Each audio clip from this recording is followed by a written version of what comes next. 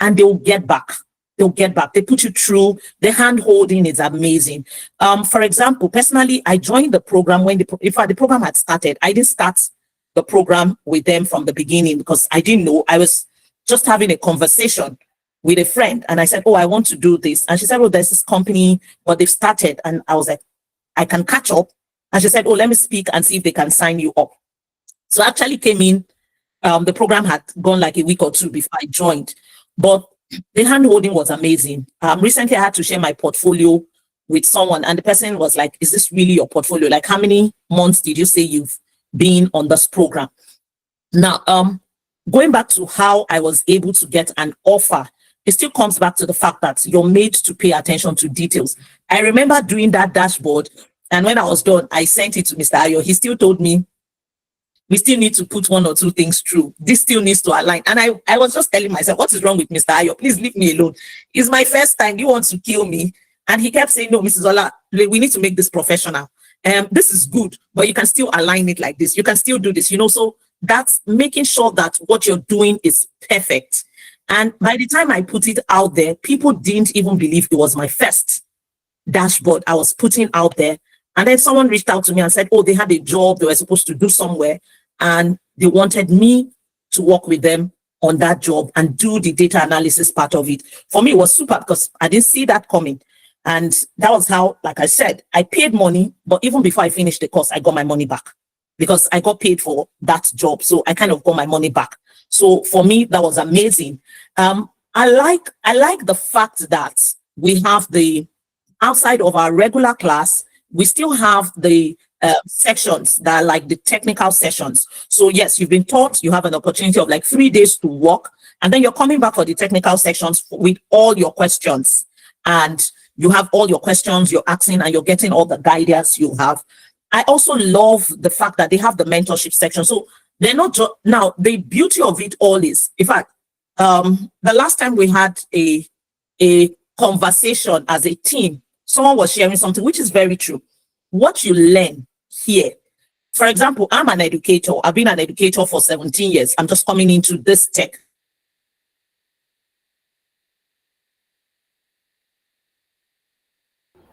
All right, all right. Hi everyone. Coming in here to see such large number is quite interesting. Hi everybody. Good evening. Good evening, everybody. I'd like to start by confirming if you can hear me. So if you can hear me, there are icons, there are emoji icons available to you on your screen.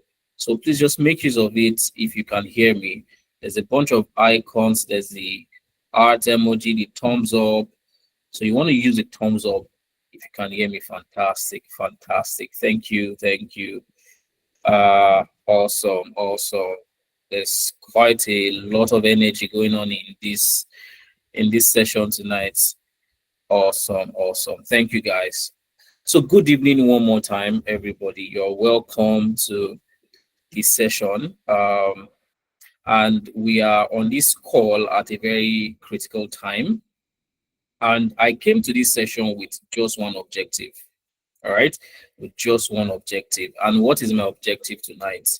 To ensure that at least a good number of people on this call tonight are equipped enough to start their tech journey.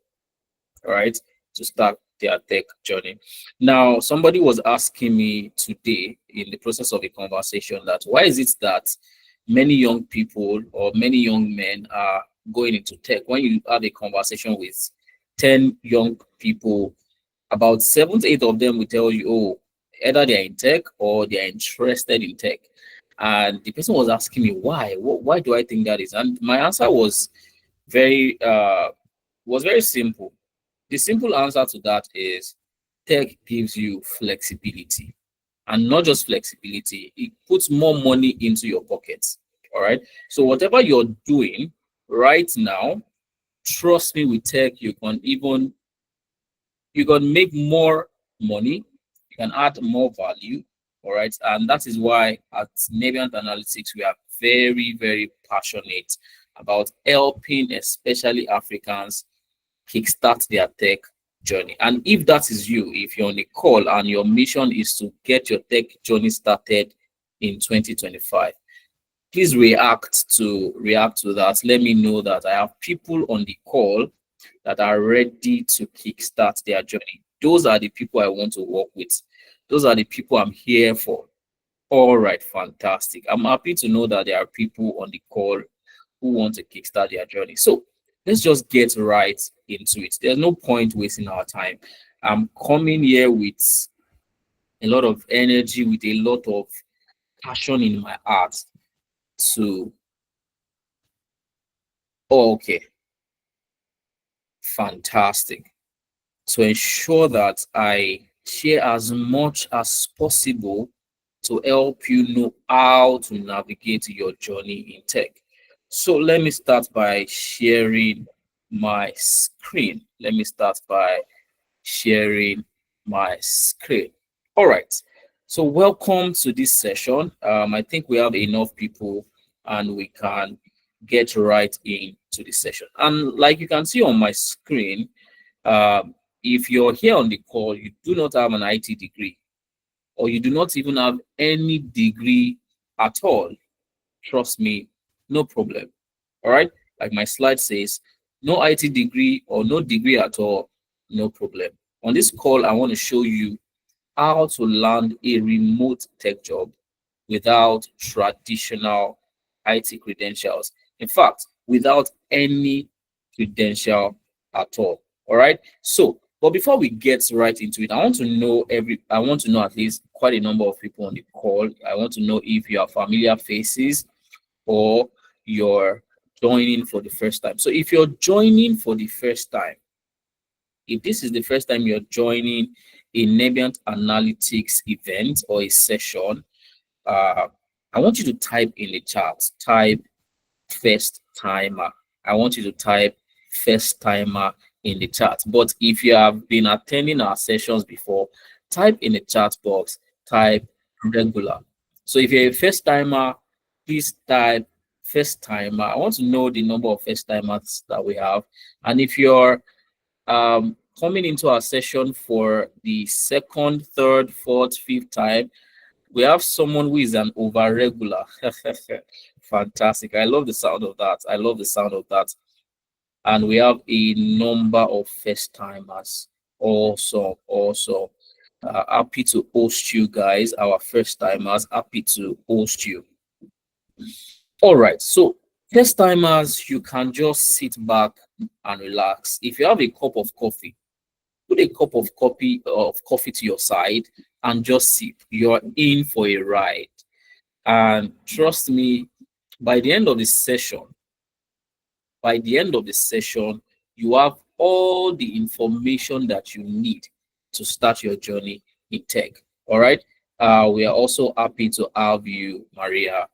All right. So let's get into it. Let's get into the session. Now, before we get into what we want to, discuss tonight, I want to show you someone who is a great mind behind all of the things that we do here at Nebient Analytics. All right.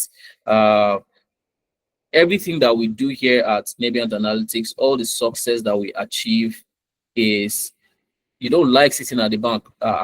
No, don't worry. You can come to the front. The front is always available for you. All right. So let me introduce you to our amazing and super duper fantastic Chief Operating Officer here at Nebient Analytics. His name is Mohammed Suleiman, and he has close to 7 years of experience in the tech space. And I'm sure for our regular guys, for people that have been attending regularly, this face is not a new face. You are already familiar with this face. If that is true, please give me a thumbs up. If you are familiar with this face, please give me a thumbs up. I bet that a number of us will be familiar with the face. All right. So Mohammed has about 7 years of experience in the tech space. He has worked as a consultant for top organizations like Alfa Romeo in the United States. And Alfa Romeo is one of Italy's largest luxury car makers, and he has worked as a data analyst in that organization. Mohammed has also helped and mentored over 3,000 Africans to make the switch into tech. All right. So Mohammed has impacted the lives of over 3,000 Africans. He has helped them make the switch into tech. All right. And lastly, Mohammed is a LinkedIn data visualization top voice, meaning that he is globally recognized as a professional in the data visualization pane. Somebody said they cannot see my screen. I want to believe that it is your network. So you want to, maybe switch to a better network, or maybe leave the call and join immediately. That has proven to fix the issue. All right. So if you cannot see my screen, you want to leave the call and rejoin immediately. Awesome. And guess what, guys? Guess what? All of these amazing things that I've said about Mohammed wasn't born a tech guru. Mohammed actually transitioned into tech. He was never a tech professional before. He transitioned into tech. And what that means to you is that if Mohammed could transition into tech, it means that you can do it as well. All right? You can do it as well. So that is Mohammed, the super duper great brain behind all of the things that we do here at Nebiant Analytics. And I also deem it wise to introduce myself to you a little, so that you get to know who is speaking to you. My name is Ayobami Yusuf. Here at Nebiant Analytics, I'm the head of training operations, and I have close to half a decade of experience in the data and IT consulting space. I've worked across quite a number of organizations across Europe. I've worked as a data analyst for a leading talent intelligence and IT consulting firm in the Netherlands. I also have experience working as a data analytics consultant for ETK Group. It's a leading global trade consulting firm in the UK. And also, I have trained and mentored hundreds of Africans to make the switch into tech, especially data-related roles. By privilege given to me, I've been able to help hundreds of Africans, train them and also mentor them, help them make it easy for them to, get their data journey started. And guys, guess what again? I also did not start out in tech. I also transitioned into tech. And we are telling you these things very, very intentionally. Very, very intentionally, so that you can pick up a message even earlier on in the session. I didn't also start out as a tech person. I thought I'd worked in a bank. I'd done a lot of other things before I figured, what, I want to do something better. I want to do something more valuable. And then I transitioned into tech. So what does that mean for you? It means that you also can transition into tech. If you believe that, give me a thumbs up. If you believe that you also have what it takes to transition into tech, because we don't have two heads. Mohammed does not have two heads. Ayobami does not have two heads. We started from non-tech background, and now we are in a tech background. And that is why we are on this session. We want to show you, not just from head knowledge, we want to show you from experience how you can transition into tech. All right. So let's get right into it. Why did we create the Nebiant brand? What is Nebiant about? Why did we come up with an organization that solves the kind of problem that it is solving? All right. So I want to tell you a little about Nebiant Analytics. So Nebiant Analytics was birthed after we asked ourselves one very crucial question. All right. Why shouldn't Africans have easy access to premium tech training programs? We discovered that if you look at a global company, all right, if you look at a global company that, and when I say a global company, I mean a company that has staff across different countries, all right, we call them multinationals. If you look at those companies, if you look at their staffing, especially in the IT and tech department, you discover that most of their staff members are either Indians or Americans or Pakistanis or one Asian dude. A number of their staff are either Asians or Americans or Europeans. We don't get enough African representation in the global tech space. All right. For example, Mohammed shared a story of how in his company, when he was working in the United States, he was the only African in the entire company. In a multinational company that has staff across several countries, only one African in the entire country. That's troublesome. That's worrisome. Also, when I worked in the Netherlands, we only had 3 Africans in the entire company. And we had staff across Pakistan, India, China, the Netherlands, the UK, and even someone from the US. But just one African in the entire, just 3 Africans in my case. That was worrisome. So we discovered that the problem was that Africans do not have access to premium tech trainings. Africans have access to tech trainings. Don't get that wrong. They have access to tech trainings. But the problem was they didn't have access to premium tech training, a kind of tech training that can get them equipped enough to be able to land jobs. And we saw that problem and we came together to solve that problem. All right. This simple yet profound question sparked a journey that led to the creation of Nebient Analytics. So what are we? Forget the story. What are we all about? What is Nebient Analytics all about? We are here to fill one gap, one crucial gap. And what is the gap? We want to equip Africans with premium tech training. And premium tech training covers both technical and non-technical aspects of the tech industry. All right. So that is what we are all about. So if you've trained in one EdTech institute before and you were not able to get value, you were not able to be equipped enough, that is because you went through training, not premium tech training. And because you're here in a session with Nebient Analytics, you have actually gained access to an institution that will give you premium tech training. So sit back and relax. The session is absolutely free. You would have access to my slides, my presentation. Everything we're going to talk about tonight is recorded. So you can go over it again.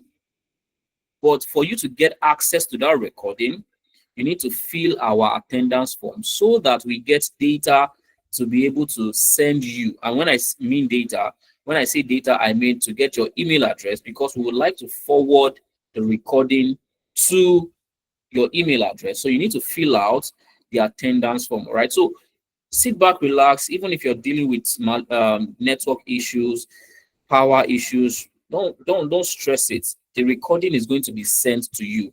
And if you check the chat box, my colleague is sending the feedback form, all right? So fill out the feedback form, and every resource that is shared in this session tonight will be sent to you. If you got that, please give me a thumbs up. If you got what I just said, please give me a thumbs up. All right, fantastic. Awesome. So let's get into why we are on this session tonight. Why are we on the session tonight? Let's take a look at our roadmap for today. Our roadmap is very simple. Very simple. The first thing we want to look at is we want to cover surefire ways to land remote tech jobs without traditional credentials. No BS, no long talk. I'm going to go straight into showing you practical steps in landing a remote tech job without any credential. And once we've looked at that, I'll then walk you through our extra layered career support. We will not just show you how to land remote technical jobs. We'll also go as far as showing you how we can help you get started. All right, because this is our mission, this is our vision. We want to get you started. So we will show you how. After showing you how, we'll then show you how we can help you get started. And once we're done with that, I will then reveal a special offer that I have for you tonight. Because you're on this session, I have an offer for you to make your transitioning very easy. All right. So you want to stay to the end of the session so that you get, my special announcement at the end of the session. I would also leave room for questions and answer. You have questions you want to ask, I'll leave room for that. And then you can get to ask me your question and we, rub minds together. Is that fine, guys? Are we good? Are we good? Awesome. So we are super excited to get started. All right, let's get right into it then. I want to start by asking a very, very important question. And I want you to think about this question. Don't rush it. Really think about yourself. Think about your goals. Think about your aspirations before you answer this question. And I want you to answer me in the chat box. Do you want a tech job in 2025, this same year? If your answer is yes, type a yes in the chat box. Type a yes if you want a tech job in 2025. This same year we are in, if you want a tech job in 2025, type a yes in the chat box. Fantastic. I see a lot of yeses. Nobody has said no, and I'm happy for that. I'm happy for that. A lot of yeses. A good number of people want tech job in 2025. I'm happy I'm getting. I like this person. Omolola says, is that Omolola or Motola? Omolola says a tech job that pays well. Fantastic. I love that. I love that. So we have a lot of yeses. So it is safe to say that a good chunk of us want a tech job in 2025. Now, the question is, how do you get a tech job in 2025? And I have good news for you. I have good news. The good news is this: whether you currently work a 9-to-5 job or not, I'll say that again. Whether you currently work a 9-to-5 job, whether you're a banker, whether you're a teacher, whether you work in a warehouse, whether you work as a medical doctor, whether you work as a nurse, whether you work as a digital marketer, whether you work as an advertising personnel, whether you work as an HR personnel, whatever you do currently, there is a path for you into tech. What is a path? A path is a way to get somewhere, is a mapped out route to get somewhere. Now, regardless of what you currently do, there is a path for you to get into tech. Guys, how many of you would like to know that path to get into tech? If you'd like to get to know the path to get into tech, and it's not something outrageous, it's not something you've not heard before, but there's something that has been missing all the while, and I'm going to expose it to you. All right? Fantastic. A number of people want to know the path to get into tech. Very simple. The first thing for you to do is to upskill. Remember, I said it's nothing outrageous. Nothing outrageous. The first path in getting into tech is to upskill. Learn a skill. And hold up, let's put a pause on that for a second. Let's ruminate on that. I'm sure this is not the first time you are hearing this. I want to believe. If this is not the first time you're hearing that for you to get into tech, you need to learn a skill, give me a thumbs up. If this is not the first time you're hearing it, give me a thumbs up. Now I'm seeing a lot of thumbs up. I'm seeing a lot of thumbs up. So, guys, what this reveals is the fact that a lot of us already know what to do to get into tech. But the problem is not all of us are actually currently in tech. So it's not the knowledge of what to do, but it's the accurate knowledge of what to do. We hear it everywhere. You want to get into tech, learn a skill. You want to get into tech, learn a skill. You want to get into tech, upskill. We hear it all the time. But what we don't hear is this. The first thing for you to do is to upskill, but strategically. We don't hear this often. If you agree with me, give me a thumbs up. If you agree with me that this caveat that I just introduced, we don't hear it as often as we hear upskill, upskill, upskill, upskill, upskill. Everybody talks about upskill, upskill, upskill, learn a skill, learn a skill, learn a skill. And a lot of us just go head on. We learn a skill. You try digital marketing, it does not work. You try UI, UX, it does not work. You try this, it does not work. You try this. The problem is not upskilling. The problem is what? Strategic upskilling. So if you want to get into tech, the first thing for you to do, as per usual, is to upskill, but upskill strategically. Type in the chat, upskill strategically. So I'm sure you're following me. Type in the chat, upskill strategically. And this should be your mantra going forward. So don't just go all about saying, I want to upskill. What you want to do is to upskill strategically. To upskill strategically. And don't worry, I'm going to show you practical ways to upskill strategically. Fantastic. Upskill strategically. Now, guys, what do I mean by upskill strategically?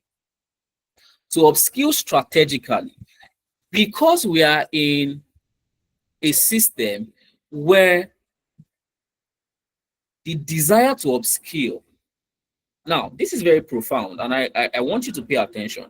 Our desire to upskill or our desire to gain knowledge is not for the knowledge itself. I don't know about some people, probably we have philosophers on the call. Philosophers are people who love wisdom, they love knowledge. But in Africa, nobody loves knowledge for the sake of it. Nobody just wants to know something for just knowing it. People want to gain knowledge for what the knowledge of that knowledge will yield them. That sounds like tautology, but it is very profound. Nobody wants to learn shoemaking just to know shoemaking. People want to learn shoemaking so that they can use shoemaking to make money. Nobody wants to read a book. Trust me. Nobody wants to read a textbook in Africa. People read textbooks in Africa so that whatever is inside that textbook will make them smarter to be able to do things that will give them money. So what does that mean? Nobody wants to learn for the purpose of learning alone. People want to learn for what knowledge will yield them. And this is where people miss it. So when people say upskill, they just upskill without considering the outcome of the upskilling. And that is where people miss it. In Africa, we want to upskill fast and easily. And I will tell you why. I will tell you why. We want to upskill fast as Africans. We want to upskill fast and easily. And it is very simple. The reason is very simple. We are trying to upskill for our stomach. Sounds somehow, but that is just the honest truth. Anybody saying they want to learn a tech skill, they are learning a tech skill for the primary purpose of making more money so that they are able to live a better life, eat better food, have better financial situation. So that means if the purpose of your trying to upskill is for an outcome, that means that if you don't get that outcome in time, you are going to get frustrated. Do you agree with me? Do you guys agree with me? So if I want to upskill, if I want to learn a skill for an outcome, for a reason, if I'm not getting that reason, for example, I want to upskill so that I want to make money. If I'm upskilling, and in 1 year I'm not making that money, it starts to feel like maybe this upskilling thing self is not really all that. It's not all that. So that means that in our upskilling, we want to upskill fast and upskill easily. Meaning that I want to learn something that in 3 months, 4 months, 5 months, I've started using it to make money. That is what will encourage you to keep upskilling further. So instead of upskilling, change your mindset to what? Upskilling strategically. And to upskill strategically, what that means is that you want to upskill fast and upskill easily. Upskill fast and upskill easily. And that is the way to enter. Remember, the purpose is to start something first. You want to gain entry. You want to start first. You might do other things later, but to get your first foot in to the tech space, you want to get in as fast as possible and as easily as possible. Are we following, guys? If you're following, give me a thumbs up. Are we following, guys? Beautiful. So the mantra for an African that wants to upskill is what? Upskill fast and upskill easy. You can type that in the chat so that it reminds you. It keeps it in your memory. Upskill fast and upskill easy. Upskill fast and upskill easy. Upskill fast and upskill easy. So from today, when you're thinking of learning a skill, don't just think of, I just want to learn a random skill. Not every skill is fast and easy. And if you follow that path, you're going to get frustrated. I remember when I was trying to get into tech, I started with software engineering. Not to bash software engineering, not to say software engineering is not a good career path, but I did software engineering for a long time and I was still broke. So it just felt like nothing is changing in my life. So what's the point of writing code, learning this, learning that, learning this? So you're going to get frustrated if the purpose you're trying to achieve is not achieved as fast as possible. There's something that Yoruba people say. Let me try to translate it to English as much as I can. Yoruba people will say that a delayed expectation makes your heart weary. I don't know if you caught that. A delayed expectation makes your heart weary. So that means if you're expecting something for too long and you're not getting it, you start to lose hope in that thing.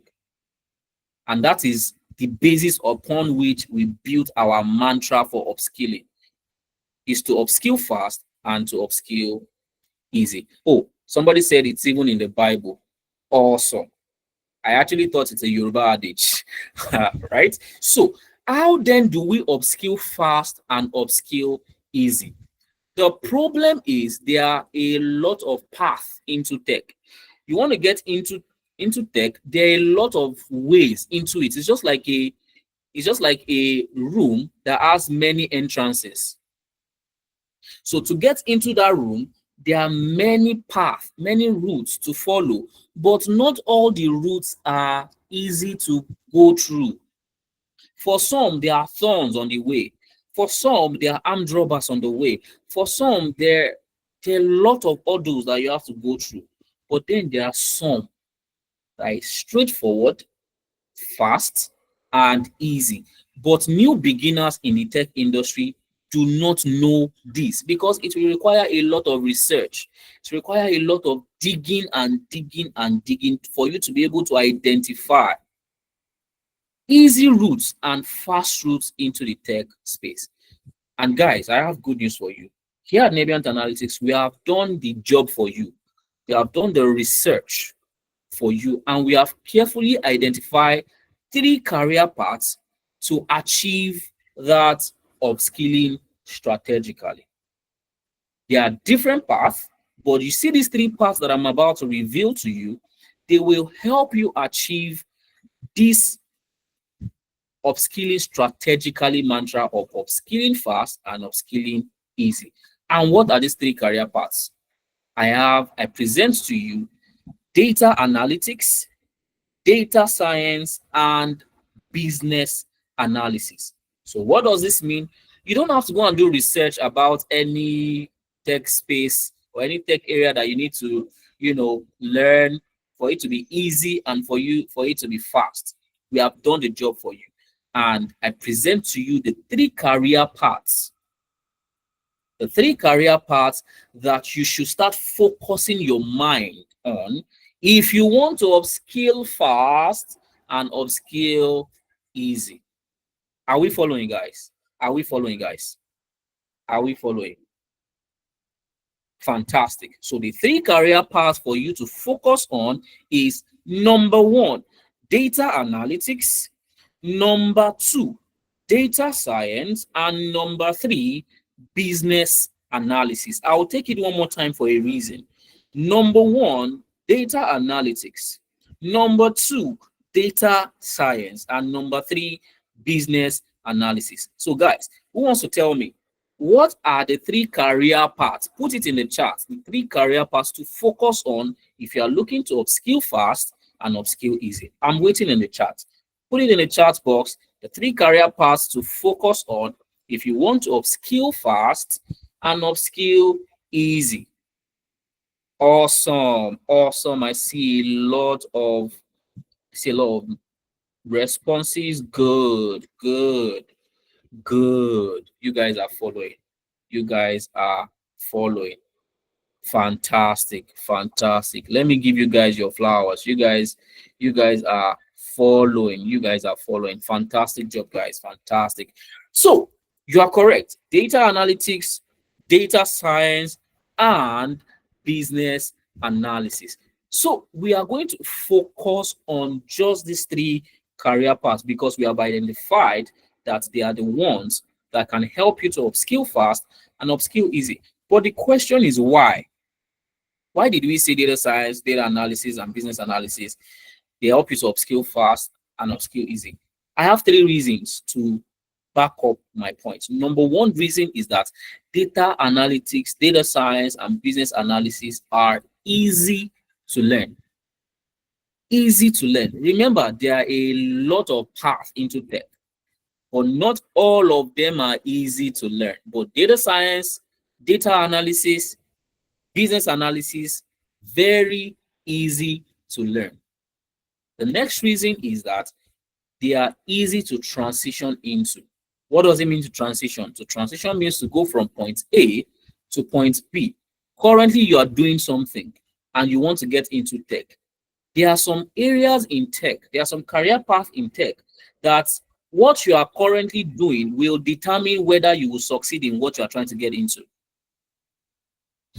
For example, you are a farmer and you want to do software engineering. Please, what's the correlation between farming and software engineering? Or what's the correlation between farming and UI UX? There's no skill that you have now as a farmer that will help you in software engineering or in UI UX or in cybersecurity. But you see these three career paths, whatever you are doing now, and I can prove it to you, whatever you are doing now, there are still some skills that you have in what you're doing now that can help you in these three career paths. You are a farmer, for instance. As a farmer, you need to think about the right time to plant. Yes or no? Do you agree with me? You have to think about that. And what is that? That is what analytical thinking. You can't just do any, you have to analyze. Oh, if I plant in June, it rains every June. So that means June is a good time to plant. You are analyzing certain data points. You're analyzing, inputs to your farm activity that would affect your farming activity. This is you analyzing. So you can literally carry that skill into data analysis, and it won't be like you are trying to learn analytical skills from ground up.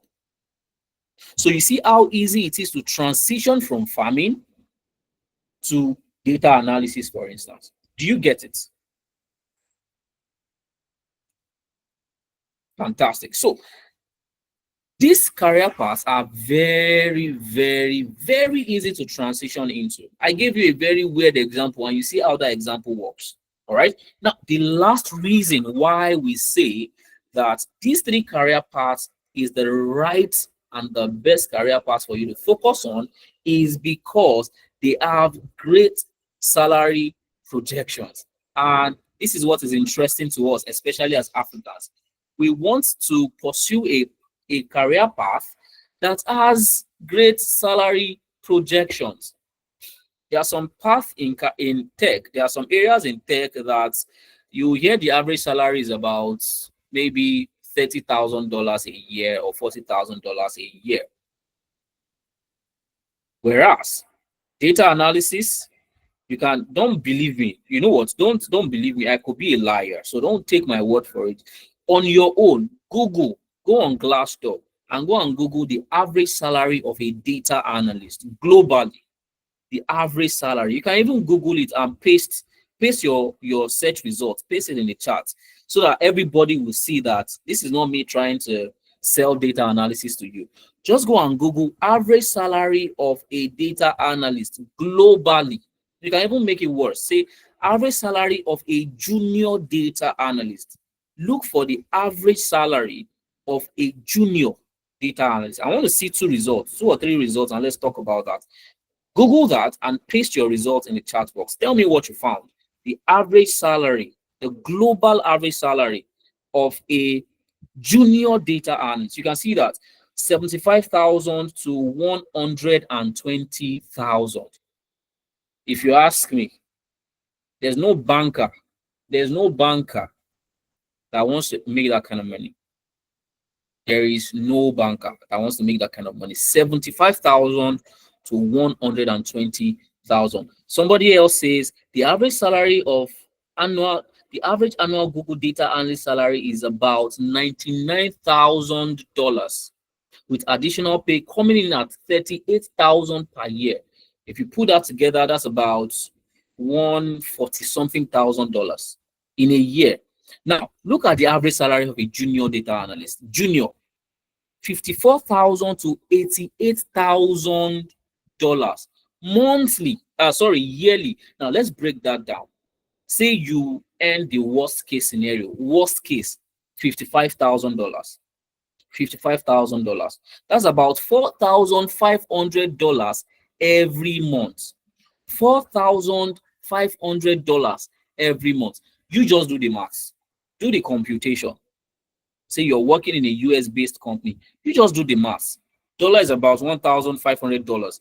You're earning comfortably somewhere around 7 to 8 million naira every month for something that you learned easily, guys.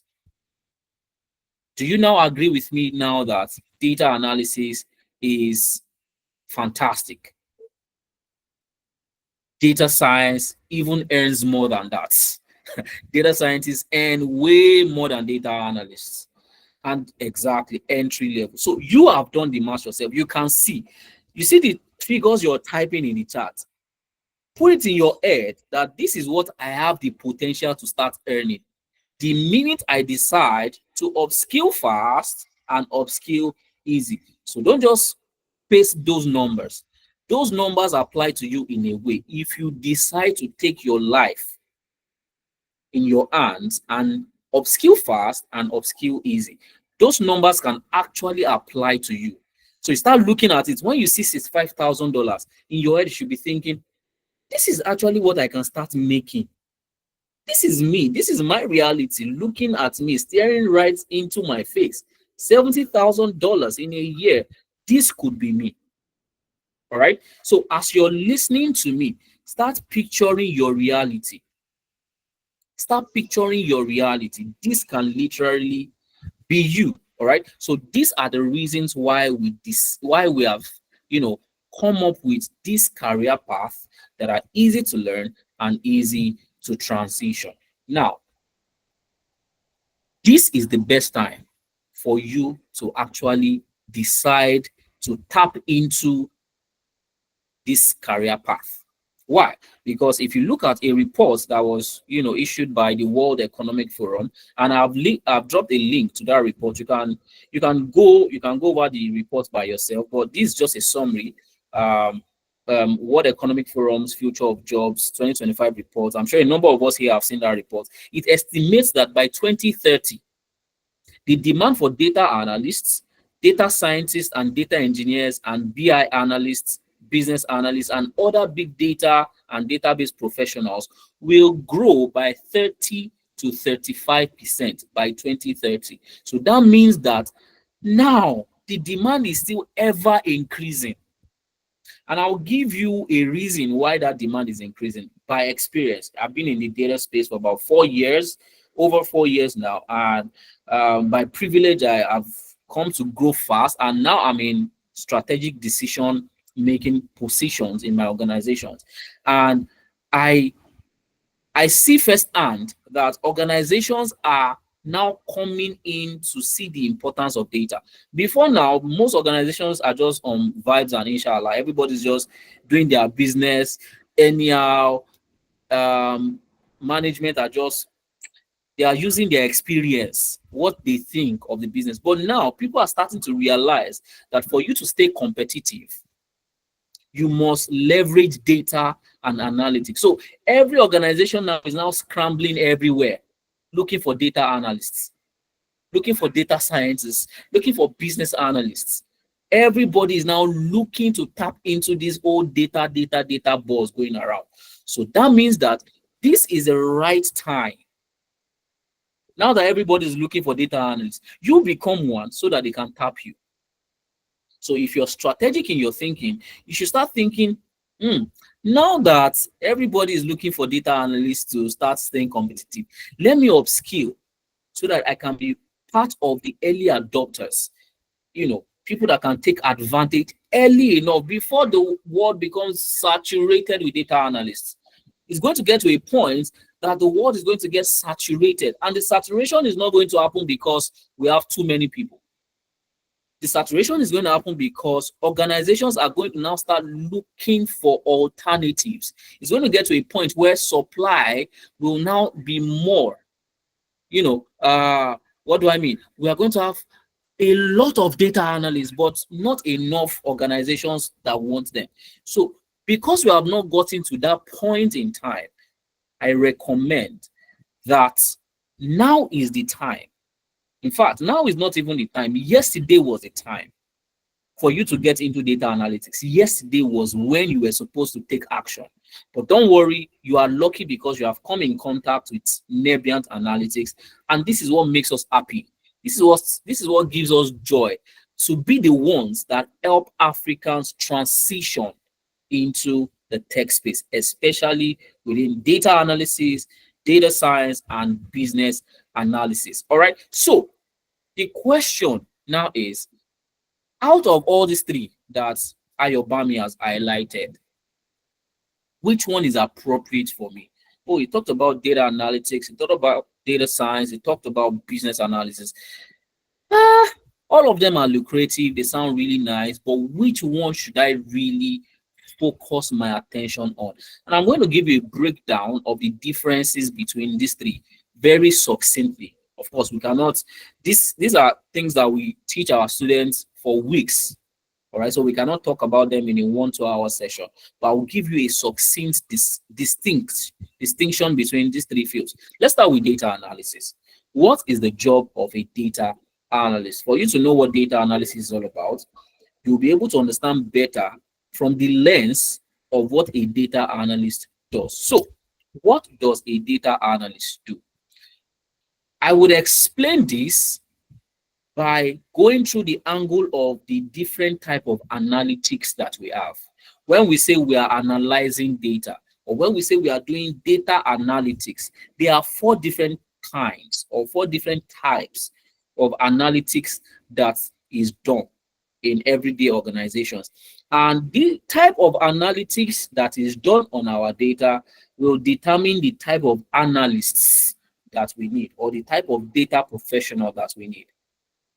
The first 2 types of analytics are done by data analysts. And the last two types of analytics are done by data scientists. I'll take that again. The first two types of analytics you can see on my screen is within the purview of data analysts, while the last two is within the purview of data scientists. So what's that we're talking about? Let's focus on the ones that concern a data analyst first. And those are, number one, descriptive analytics, and number two, diagnostic analysis. Descriptive analytics and diagnostic analysis. So this means that data analysts are involved in descriptive analytics and diagnostic analysis. So if you've been looking to become a data analyst, this is where you adjust your seats and pay extra attention to what I'm about to say, because I'm about to tell you what your future job will look like. So for data analyst enthusiasts, now from my session, you are about to know what your day-to-day is going to look like. What is descriptive analytics? Like the name implies, descriptive, it means to describe, to talk about something, to explain something, to tell a story about something.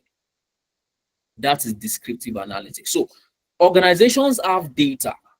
They've collected data about their operations, and they want to know what has happened over the years. They want somebody that would describe their situation to them and tell them, oh, last year we made $2 million in sales, but this year we made $1.8 million in sales. And this means that our sale has dropped by $200,000. So that is the situation. I have described it to you. Now, without that data analyst describing that situation, organizations will not know that they have underperformed this year compared to last year. Don't you agree with me?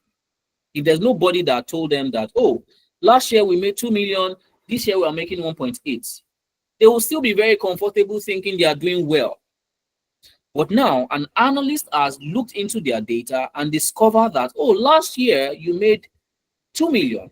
This year you're making 1.8 million. Now they know that, oh, it's like this year we are slacking. Now they can now position themselves to improve their performance so that they are able to make more money. Do we understand? Descriptive analysis. Fantastic. Fantastic. So a descriptive analyst is just a storyteller that will tell you the story of your life. It's just like a patient-doctor relationship. A patient goes to a doctor, and after all the conversation, the doctor will tell the patient, oh, you have stage 4 cancer. Now, if the doctor did not tell the patient that they have stage 4 cancer, there are some food that stage 4 cancer patients should not be eating. But because the person did not know that they have stage 4 cancer, they might have been eating those food unknowingly. But now, thanks to a descriptive analyst, thanks to a storyteller, thanks to a describer, thanks to the doctor, who then goes ahead to say, oh, you have stage 4 cancer. Now that person will now make some decisions based on that knowledge. Do we understand, guys? Do we understand? Fantastic. So as a data analyst, you will be doing a lot of descriptive analytics for your organization, helping them understand their financial performance, their operational performance, so that they can now make some decisions to improve those performance. Now, the next type of analytics is diagnostic analysis.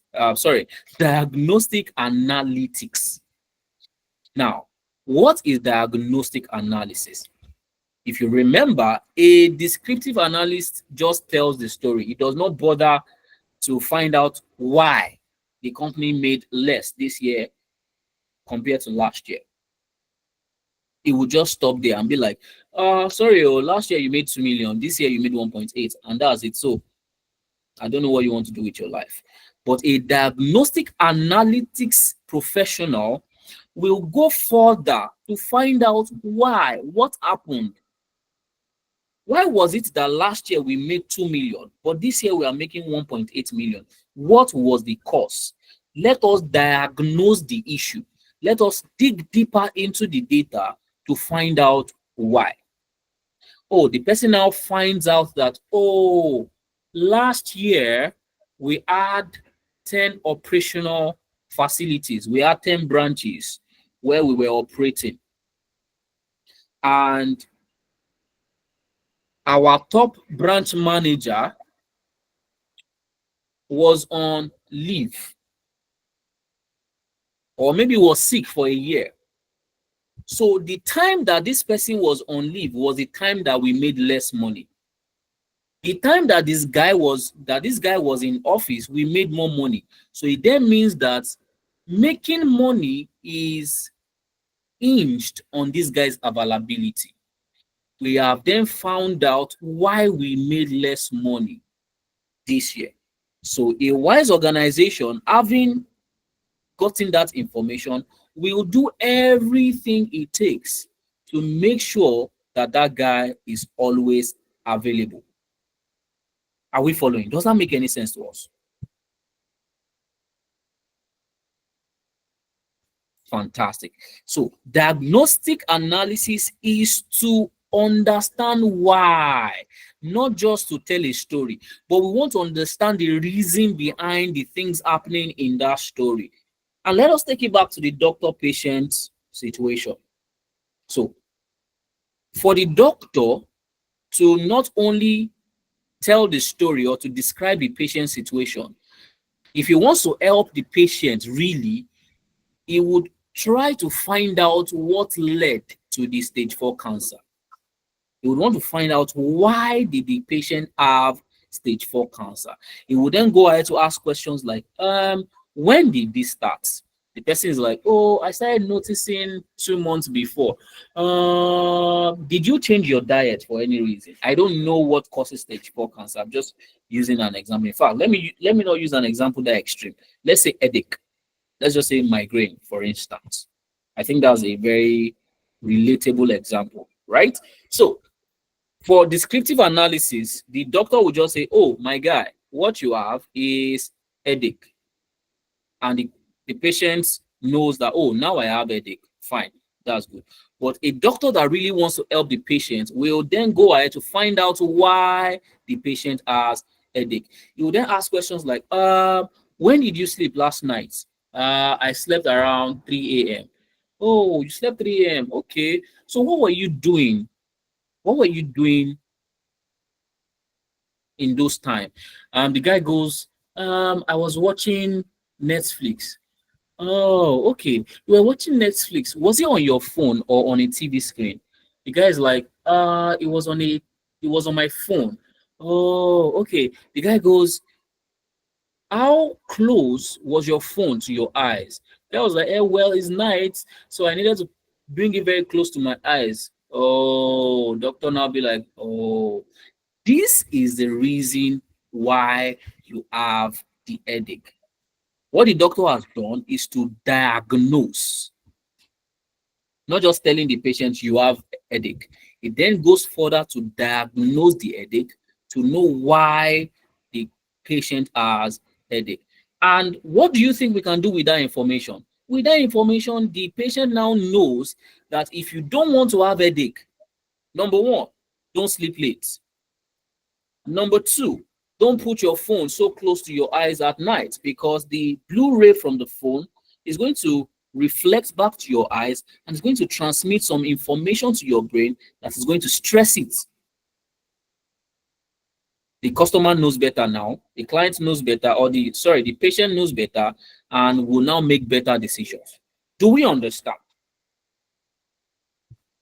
Do we understand, guys? Fantastic. So that is the job of a data analyst. So to summarize that, a data analyst helps a business to understand their performance and explain why those performance are the way they are, so that businesses can make better and strategic decisions to improve their performance.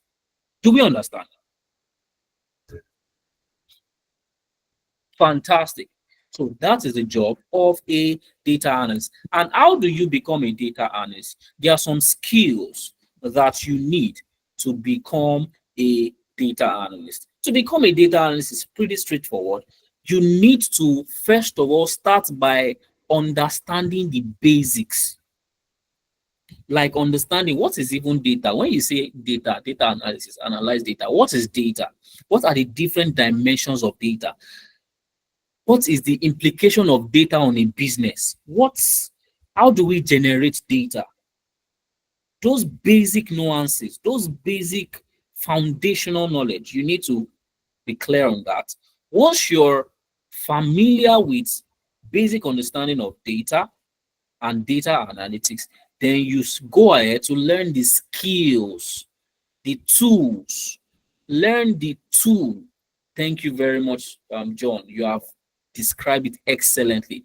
Descriptive analytics, what happened? Diagnostic analysis, why did it happen? Thank you very much. In fact, I feel like handing over the session to you so that you can continue teaching us, because that was very, very intelligent. Well done.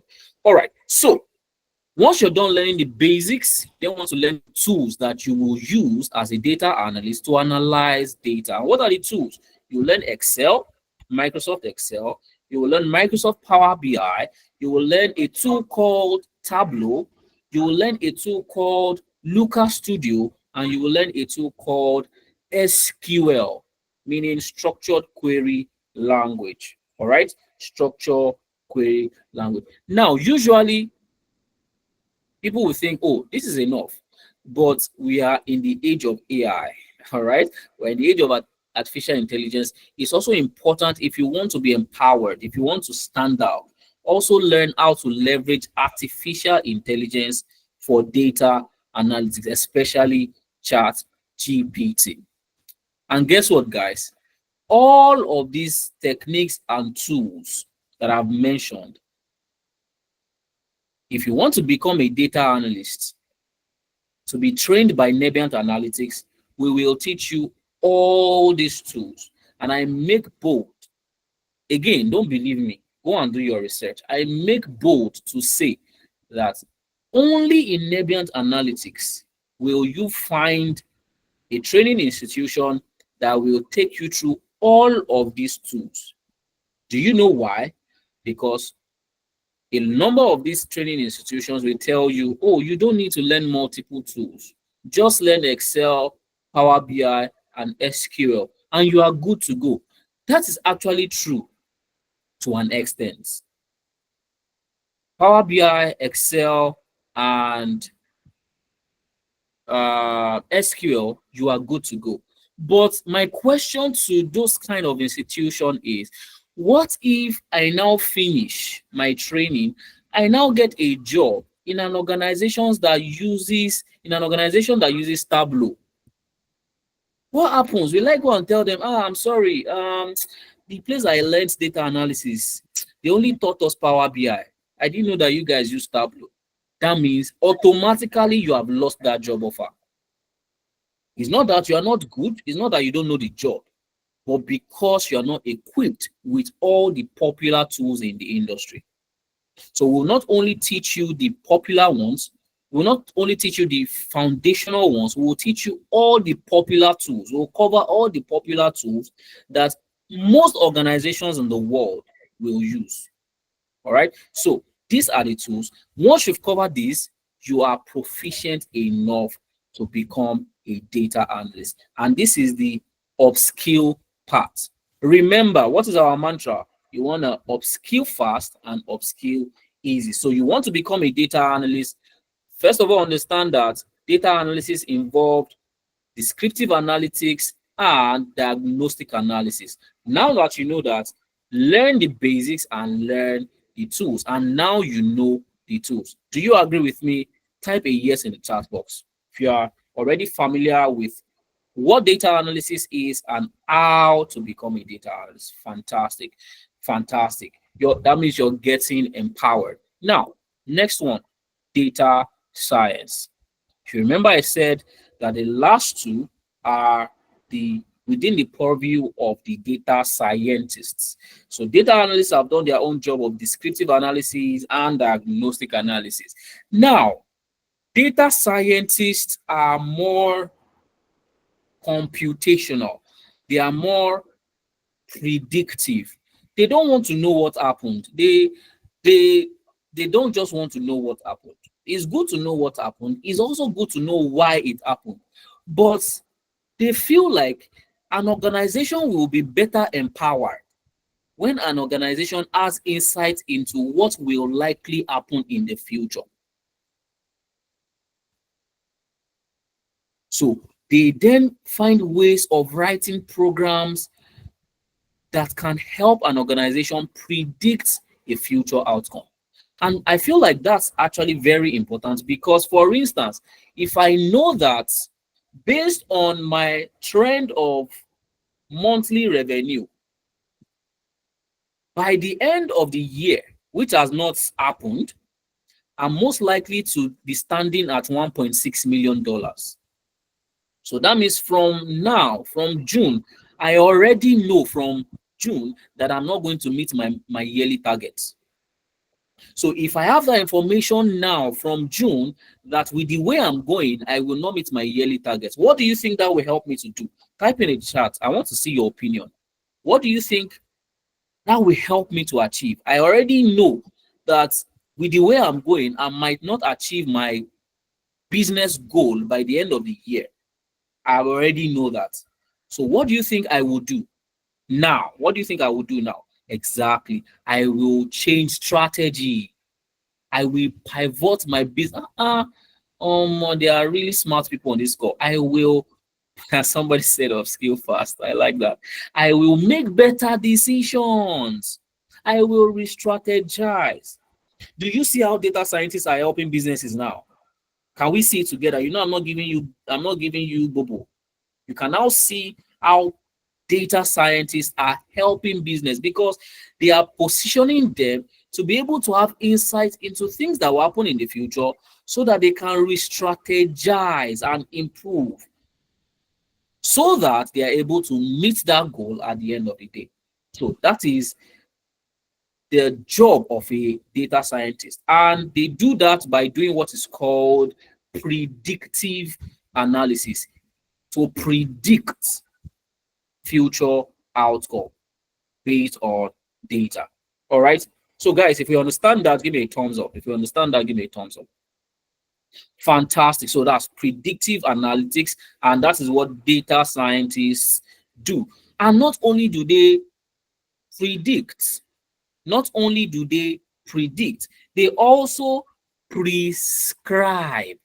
To prescribe means to give suggestions of what to do so that you see a better outcome. They will tell you, see, the way you are going like this, if you keep charging this unit price, this is what is going to happen. But if you, for instance, let me give you a very practical example. I don't like to give theories. For example, a data scientist will look at your data and see that, oh, your average cost is $5 per item.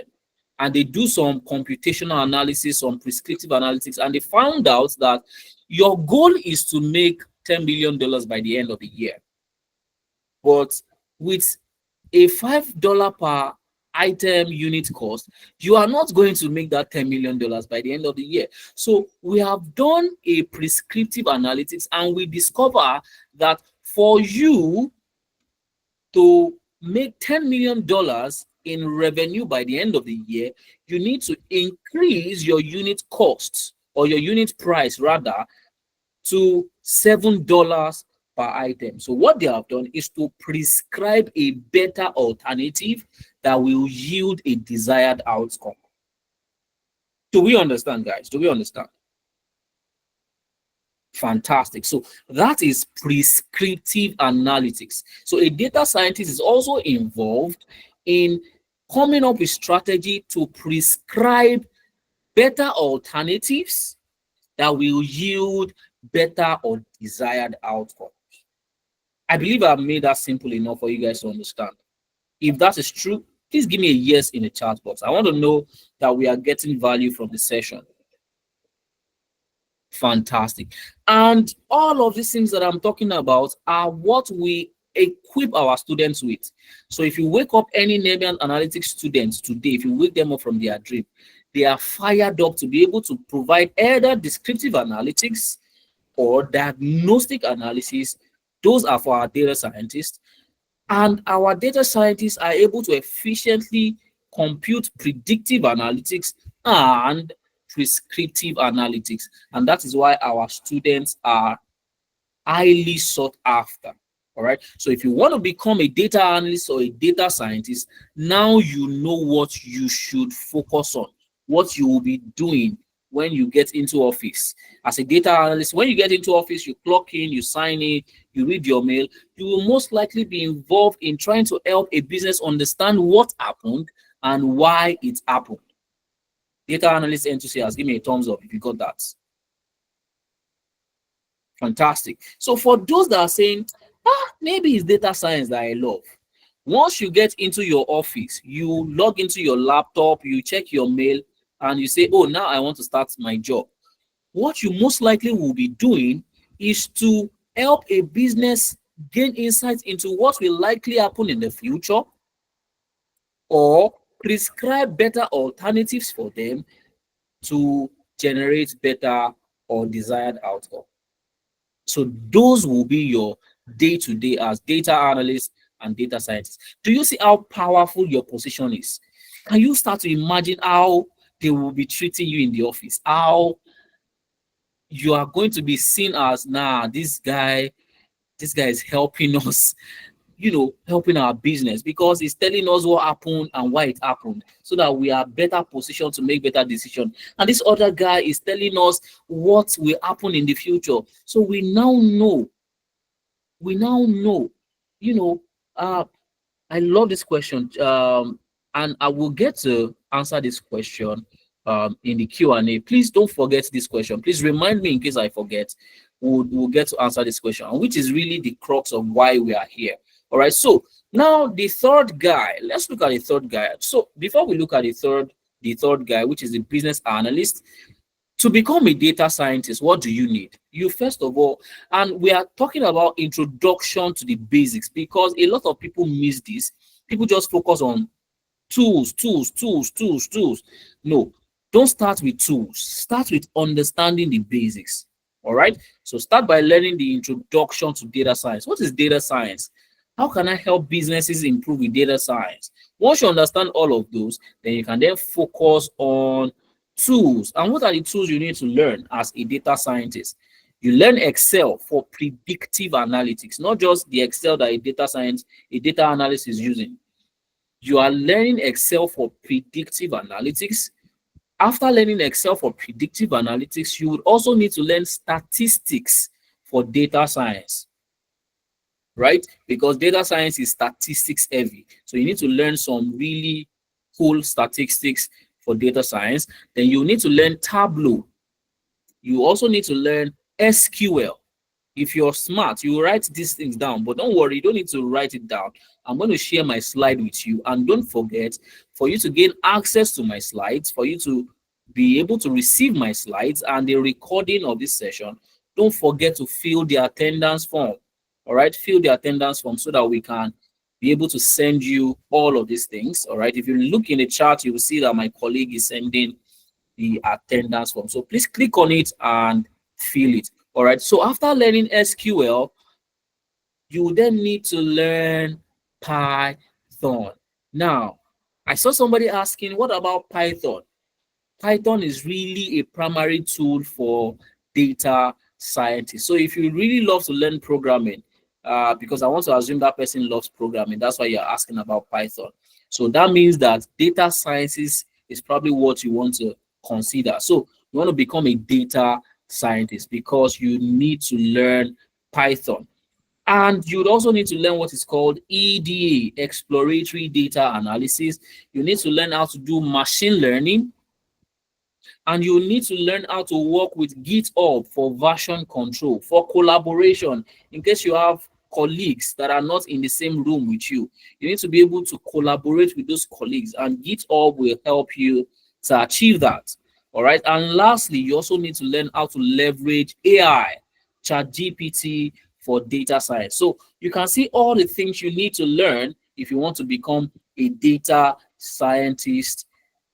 All right. And these are the things that we teach our students, all of them and more. All right. Now let's look at the third guy, basically. Data business analyst. So what is the job of a business analyst? The job of a business analyst is very simple. A business analyst is like somebody who takes ownership of a project to ensure that the project succeeds. Is the one that understands all that it takes for the business to succeed, and using that knowledge, it will go ahead to find people, to find teams, technical teams that can help him achieve success in that project. Let me give you an example. So I am a business owner. I want to start a business. I want to build a startup. Maybe I want to build a fintech startup like OP, for instance. But all I have is money. I just have money, and I want to invest that money in building a startup. I don't know what it takes to build a startup. I don't know what they do in OP. I don't know what the transaction. I don't even know the technical details. All right, but I know that I want to start this business. So that means I need somebody with a level of technical know-how of how fintech operations usually run. And then I will hand over the execution of that project to that business analyst. He will then go ahead to find out what are the necessary things for a successful fintech startup to take flight. He will go ahead to gather the requirements. What does it take? And then it will analyze the requirements. And then part of the requirements is it needs technical teams, software developers, UI, UX people. It needs people that will be able to execute that business to make sure that the business is standing. So he would work with those people because he's the one that knows the operation. He will be able to communicate with these people that, guys, this is what we should do. This is what we should do for this fintech app to work, for this to work. He will literally take ownership, but don't forget, he is not the owner of the business. Okay, I'll get to that question. He's not the owner of the business, but he's the one that have analyzed what it takes for that business to thrive, and he would also be the one to oversee the execution of that project. So you can think of a business analyst as a middleman between business owners and technical teams. So he will stand between business owners and technical teams to ensure that the objective of the business owners is communicated to the technical team so that the technical team can execute the objective of the business owner. Do we understand? Do we understand, guys?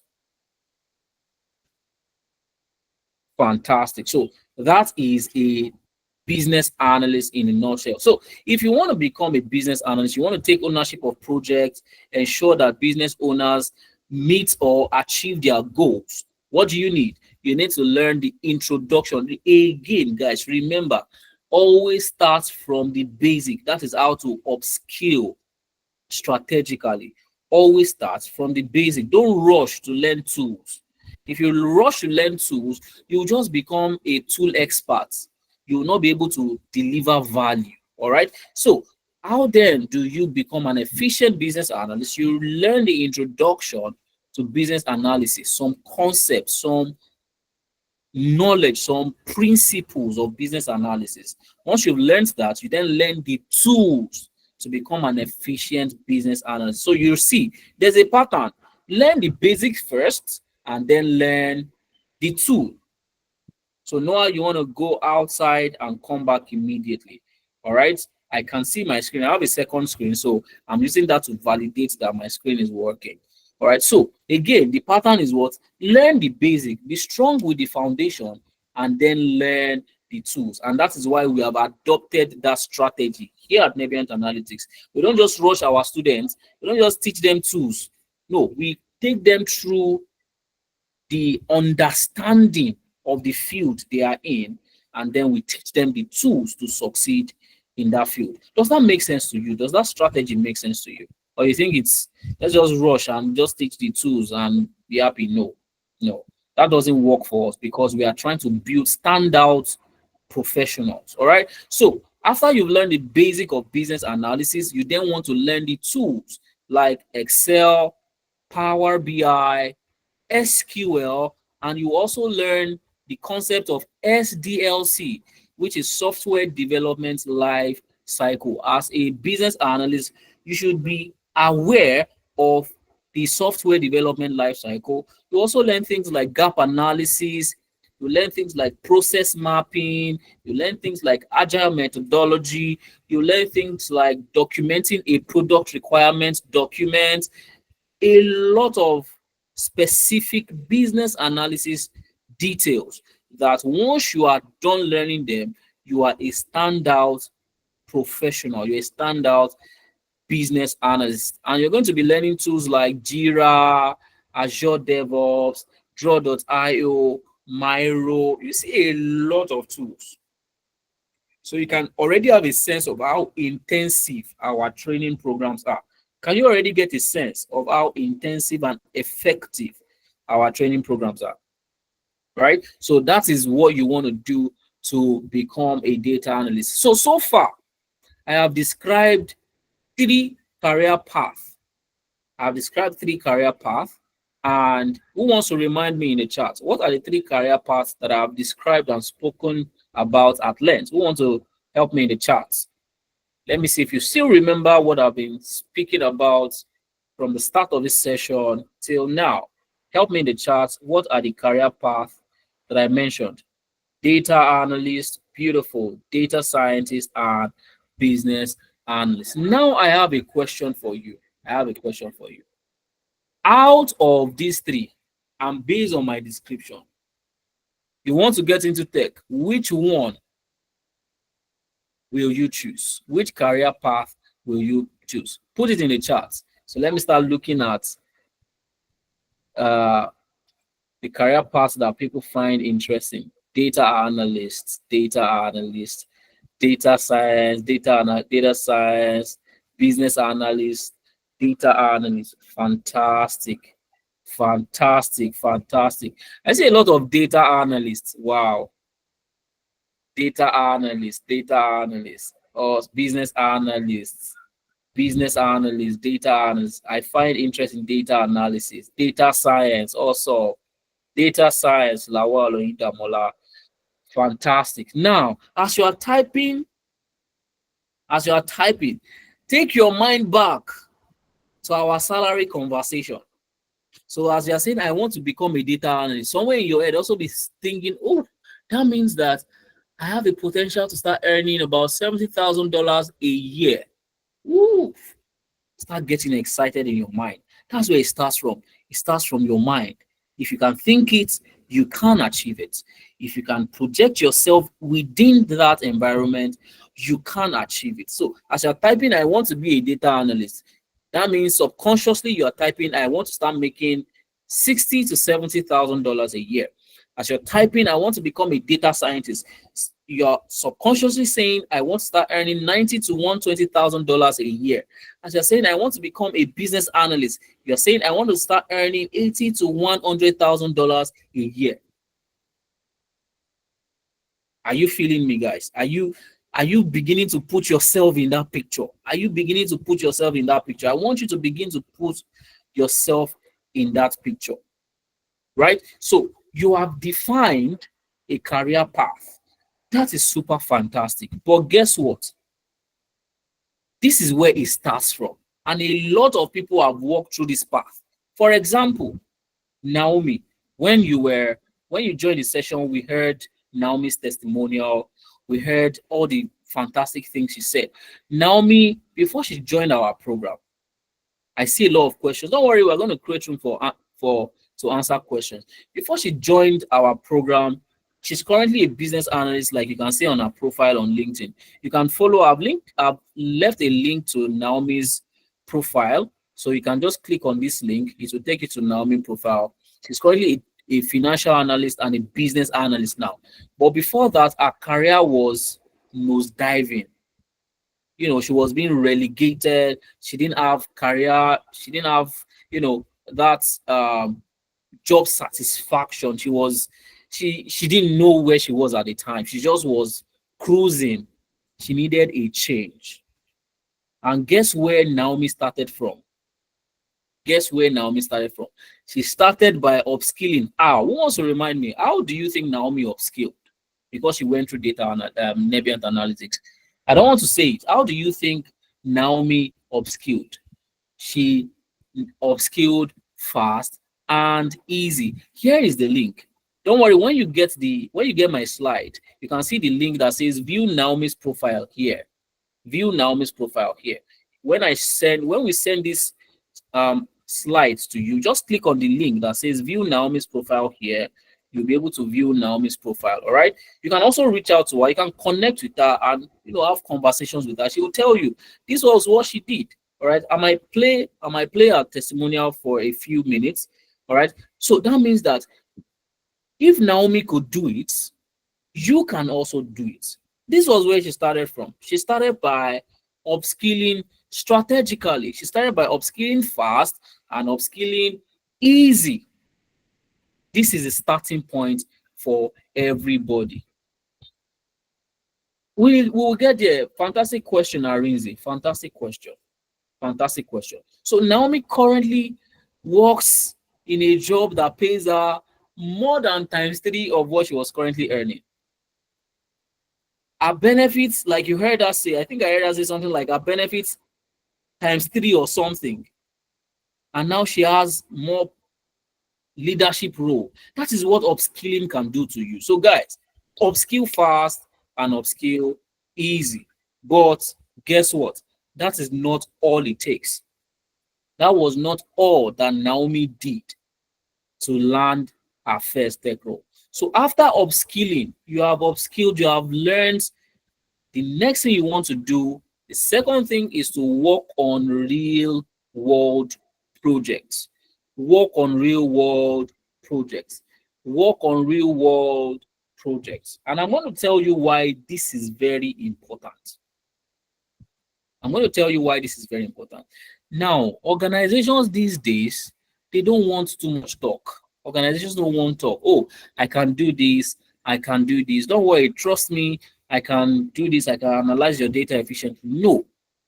That will not fly. That will not suffice. What organizations want to hear now is, I have done this before. I have done this before. I have done this. I have done this. I have done that. Not I can. Nobody would believe I can, but people would believe I have. So you want to go from I can to I have. And how do you go from I can to I have? You want to work on real world projects. And again, this is where a lot of people miss it. People just learn, and they believe that that is all it takes. And they are wondering why they are not landing jobs. Why they are not landing jobs is because they don't have proof of work. They don't have proof that they actually have the skill. Skill is in your head. What you know is in your head. Nobody will open your head to see what you have inside. The only way to show, to demonstrate, or to prove that truly you are skilled is to have a project to demonstrate. Have real world projects to demonstrate. And that is why here at Nebient Analytics, we don't just teach theory. As you're learning, you are building. Exactly. I can and I have is more suitable than just saying I can. All right. So as you're learning here at Nebient Analytics, you will be building, you will be working on real world projects. Interesting question, Victory. Stay to the end of the session. I'm wrapping up very shortly. We would answer all those questions. So as you are building, You work on, you learn Excel or Power BI. Work on a project that the organization you're trying to get into, they use Excel for. For instance, you know that a bank, if you want to work in a bank as a data analyst, you will do some level of bank transaction analysis. Why not do it now? Work on it now. Look for a data that looks like real world data. Yes, you will need laptop, but I will get to that. Get a data that looks like a bank data and use it to do the kind of projects that you will do in a bank. And then when you are interviewing in that bank and they tell you, so here at the bank, we actually have large data and we analyze them monthly. Do you think you'll be able to do it? Guys, what should your response be? Put it in the chat. What should your response be? I'm waiting for the answer to that. I can and I have. I have done it before. Exactly. So work on projects so that you can show it to potential recruiters that, see, this thing, I have done it before. And when you tell them, in their head, they are like, oh, so if this person has done this before, it means that they can do it again. Something you have done before is something you can do again. So build what is called a project portfolio. And what is a project portfolio? A project portfolio is a store of all the things you have worked on. So you have worked on 10 projects. Store them in a central location so that when your potential recruiters wants to see what you have worked on before, you can then share that project portfolio with them. They see all the things that you have worked on. All right. So work on real world projects, store all of them in a project portfolio, and also share your thoughts on LinkedIn. This is very, very important. Why LinkedIn? LinkedIn is a social media for professionals. So professionals don't do Instagram that much. People that are going to hire you, people that are going to give you job, they don't look for people that are going to give job on Instagram. They don't look for people that are going to give job on Facebook. When they are looking for people to hire, they go on LinkedIn. So LinkedIn is the social media for the corporate world. So you want to put yourself out there on LinkedIn as somebody who has value. When you do that, what you are doing is you are putting yourself in the radar of potential recruiters. Today you post about something that you've worked on. A potential recruiter sees it and be like, okay, I like that. Tomorrow you post something else about what you worked on. The person is saying, wow, this guy is really efficient. He's really, really, really efficient. He's working on projects. That means they are paying attention to you. And guess what? Remember, I shared the story of Naomi, how she landed a job that pays her a multiple fold. This was the same thing that Naomi did. This is Naomi's post. You can see Naomi's LinkedIn. You can see this is a post. This is another post. This is another post. Naomi was posting like her life depended on it. She was posting on LinkedIn back to back. You can go through her profile. You will see how she's posting back to back. And like she said in the video, that our organization, they observe that she's putting herself out there. That means she's literally telling people that I have value. I have value. I have value. I am efficient. I can do this. I can do this. I can do this. And she caught the attention of our organization, and they decided to promote her and put her in a leadership position that times X her salary. All right. Exactly. Don't worry. We'll talk about that. We'll talk about, I like that question. So not only should you upskill strategically, now you should buff that up by doing what? By working on real world projects, build a project portfolio, and share your thoughts on LinkedIn. Guys, if you do this like Naomi did, your chances of landing your first tech job is very, very high. Like every of our other students that we have helped secure jobs, they also have no prior experience or background in tech. They landed their first tech job because of their experience with Nebient Analytics. The same way you don't have experience now is the same way they don't, meaning that you can be like them. All right, you can be like them. I would have shown you Naomi's testimony. Let me just show you for a brief minute for those of us that were not on the call why Naomi was speaking. Listen to Naomi. All right, everything I've said so far, you probably do not want to believe me. All right, so I'm going to let you listen to Naomi. So let me play what Naomi has to say. So just listen for just few minutes, and then I will continue. So let's listen to what Naomi has to say, guys. Let's listen to what Naomi has to say.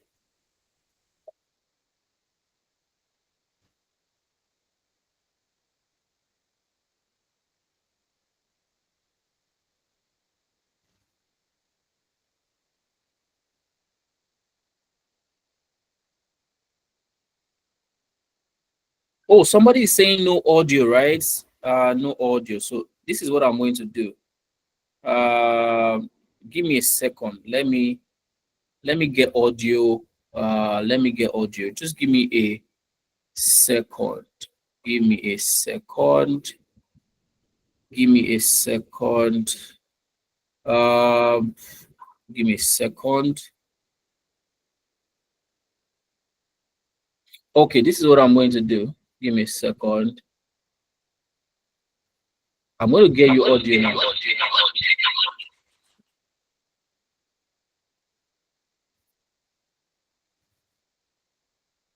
Let me figure out how I can get you audio.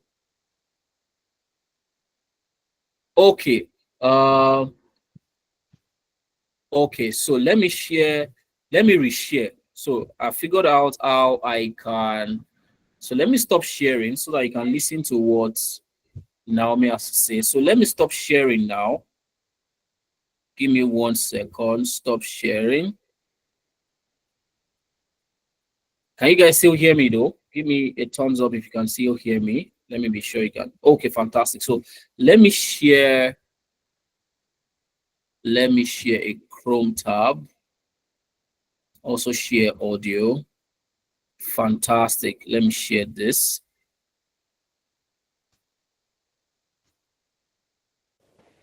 Hi, good evening. Okay, hi everyone. My name is Naomi.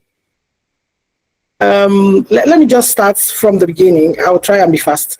In 2017, the bank, I live in a small country in West Africa where they speak French. And then my bank was acquired. And when the bank was acquired, the bank that bought over my bank now started laying off foreigners and all that. But for reasons known to them, I applied to go and they said no. So I was more like frustrated. I stayed with them. But I found out that as we are going forward, I'm being relegated to the background. As a supervisor, I had a lot of branches under me. I was supervising with over 65 staff. But I found out that they were trying to relegate me. I buried myself into training.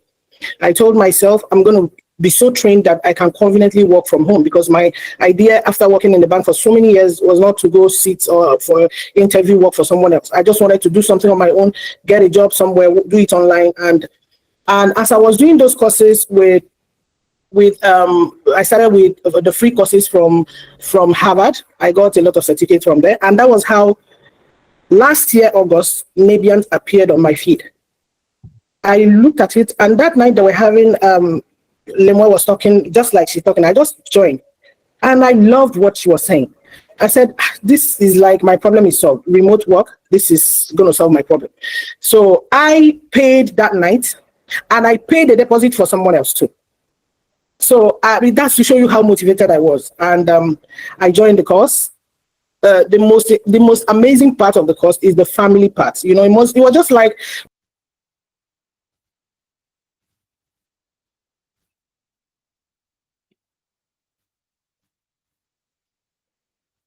we've known ourselves for years. The business analytics, we started as a general course, everybody together, and then we split to different courses after some weeks. It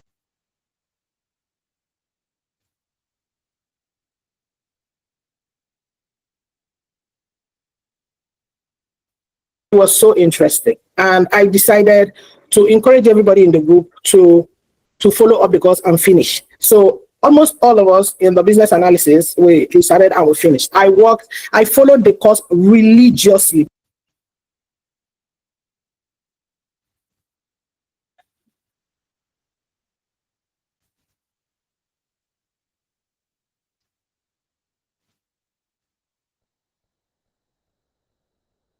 Because to me, this is life and death. At least I'm from Nigeria and I should prove myself. So I followed the course step by step, went to LinkedIn, optimized my LinkedIn.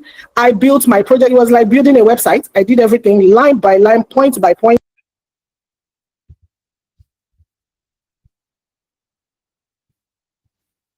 And I started posting my profile. And when the 30 days the challenge came up and they said we should post every day for 30 days. Man, it was not easy, but I did it. As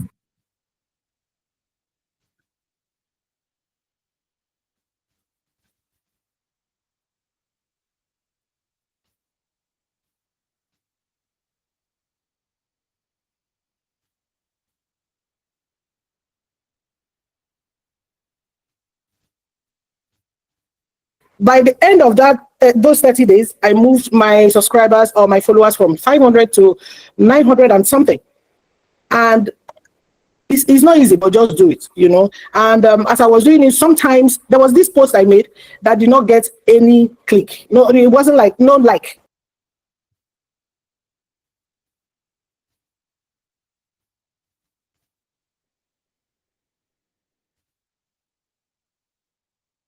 But the impression was 16,000.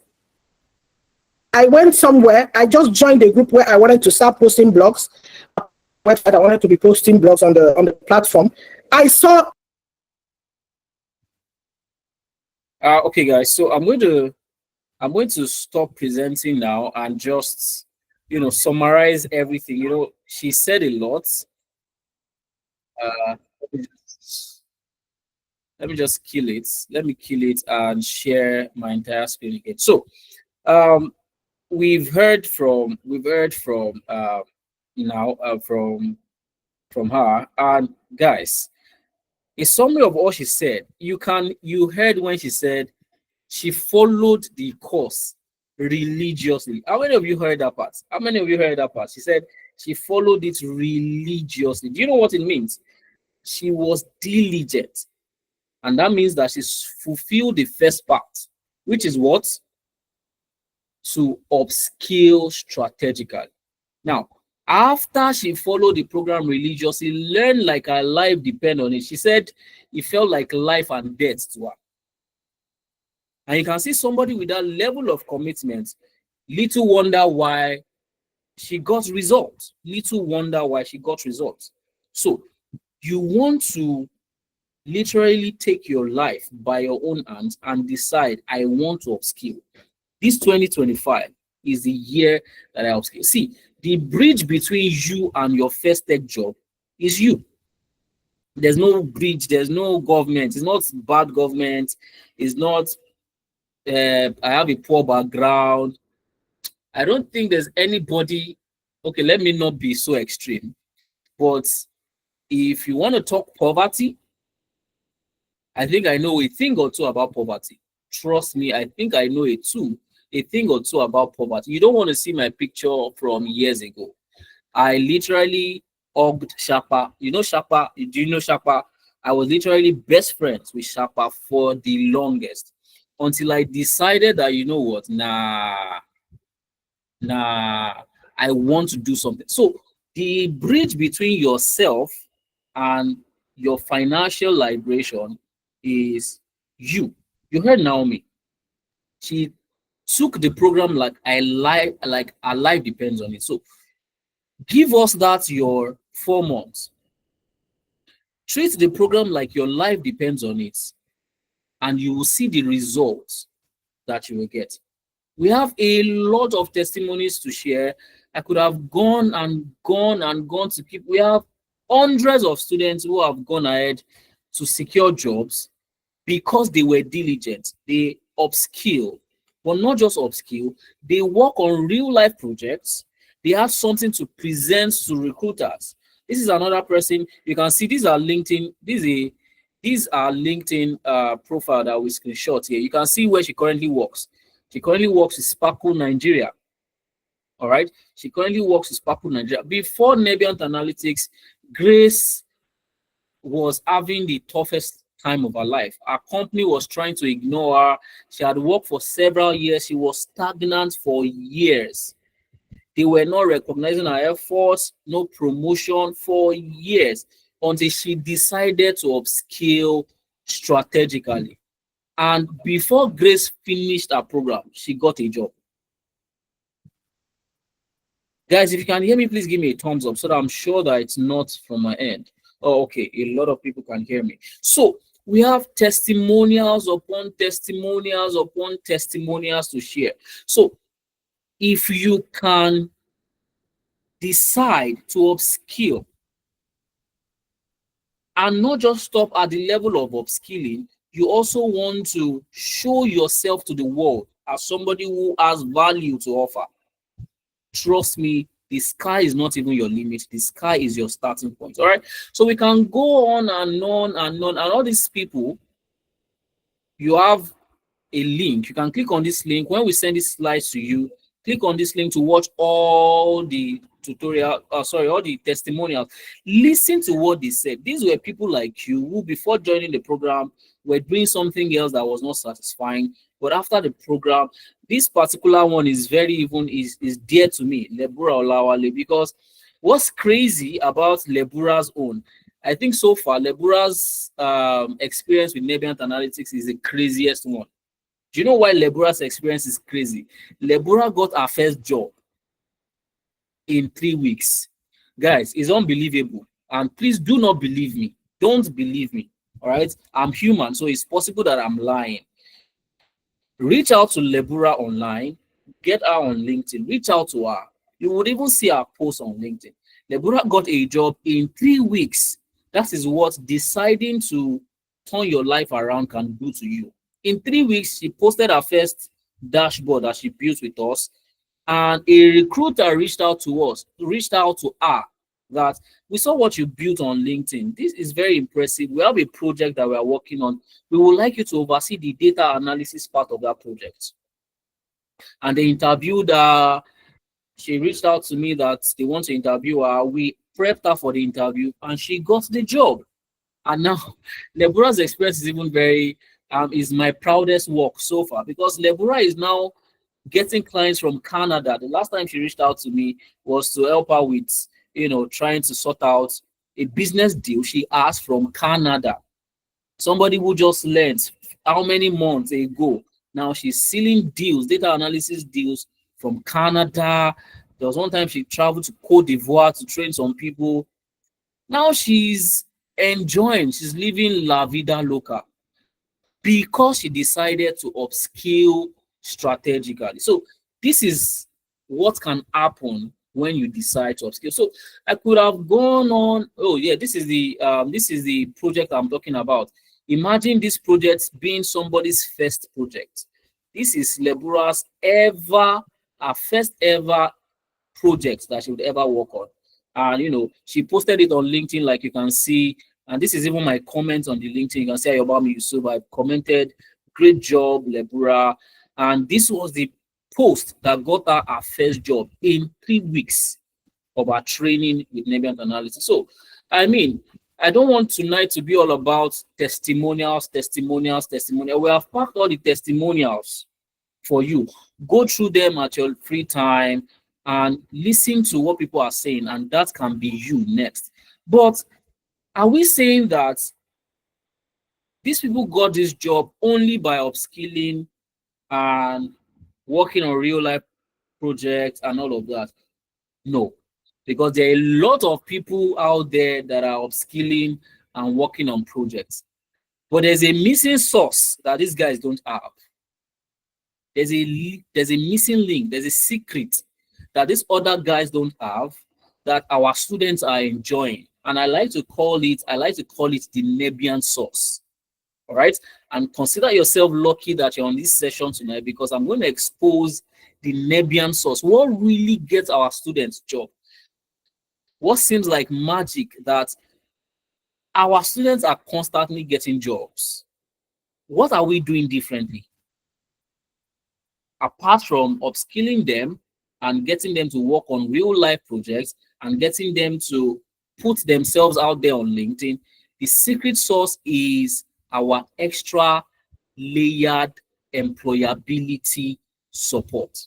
Keyword employability. You can be skilled and not be employable.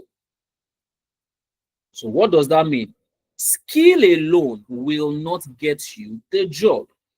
As a new entrant into the tech space, you need to be built up employability wise so that you have the skill and you have the necessary capacity in terms of employability to be able to get jobs. And this is what we give to our students that gets them the job. Are you guys ready to get exposed to our employability support, our extra layered employability support? Fantastic, guys. This is what gets our students job. This that you can see on your screen is what we do differently that gets our students jobs.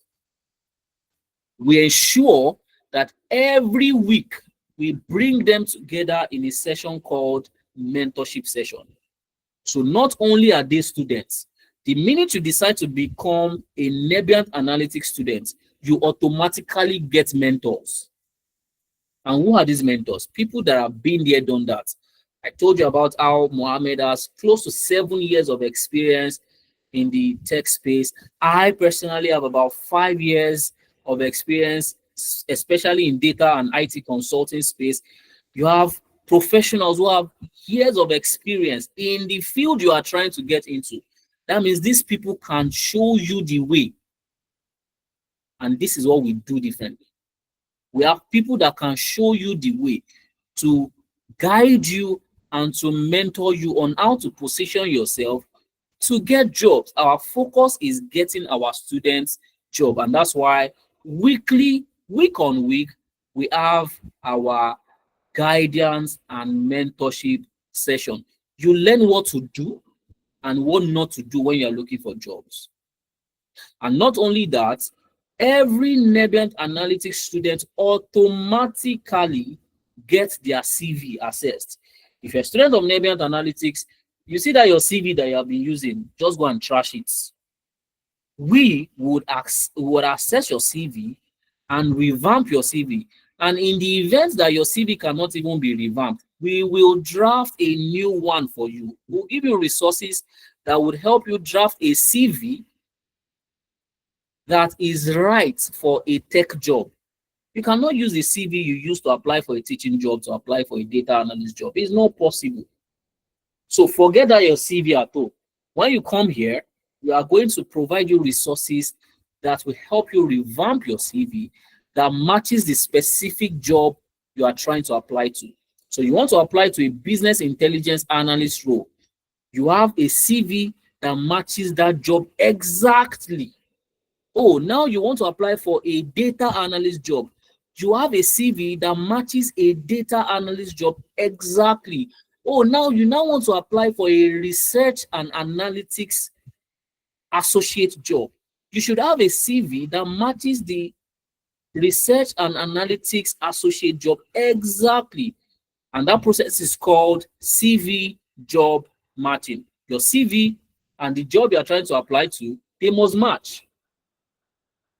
That is what gets you the job. So as a student of Nebient, these are things that you have access to.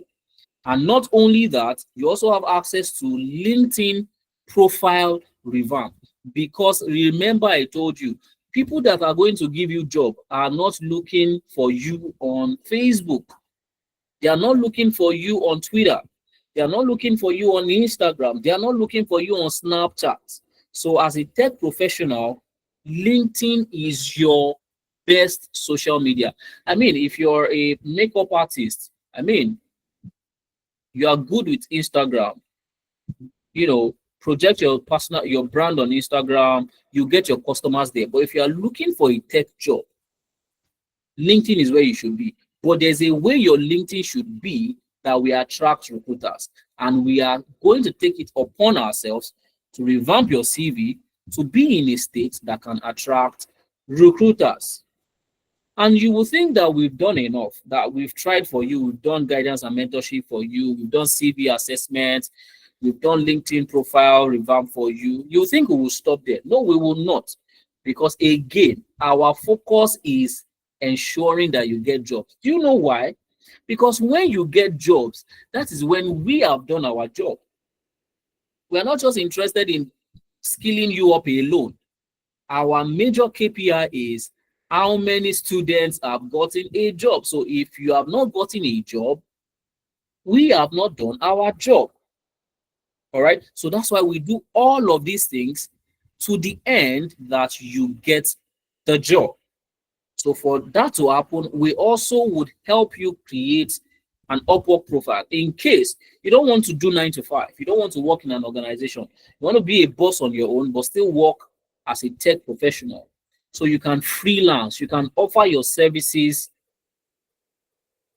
at a freelance platform called Upwork. But your Upwork profile needs to be at a state to attract clients. Not every Upwork profile will attract clients. There are a lot of competition on Upwork. But we know the arc. We know how an attractive Upwork profile should look. And we would help you set up a very, very attractive Upwork profile. Are we together, guys? I need to know that I've not lost you. Are we still together, guys? Are you still excited? Type yes in the chat if you are still excited. If you are still excited, type yes in the chat. I want to know if you're still super excited. Awesome, awesome. So these things are the extra layered support that we have for you. And guess what, guys? Guess what? You have lifetime interview preparation with us. That means the minute you become a Nebient Analytics student, forever and ever, if you have any job, even in 2035, you have a job and you want to interview for that job, reach out to us. We will prepare you for that job. Why? Because you have a Nebient relationship. And a Nebient relationship is a lifetime Nebient relationship. All right. So you heard when I said when Lebura had the interview for that job she was pursuing, I prepared her personally. She got the job. The second one she was pursuing with the Canada one, I prepared her for the job. Right. So we also have students that have interviews. We prepare them and they get the job. All right. So you have lifetime interview preparation, not just one time interview, lifetime. Once you get the first job, you want to leave the job, go for another one.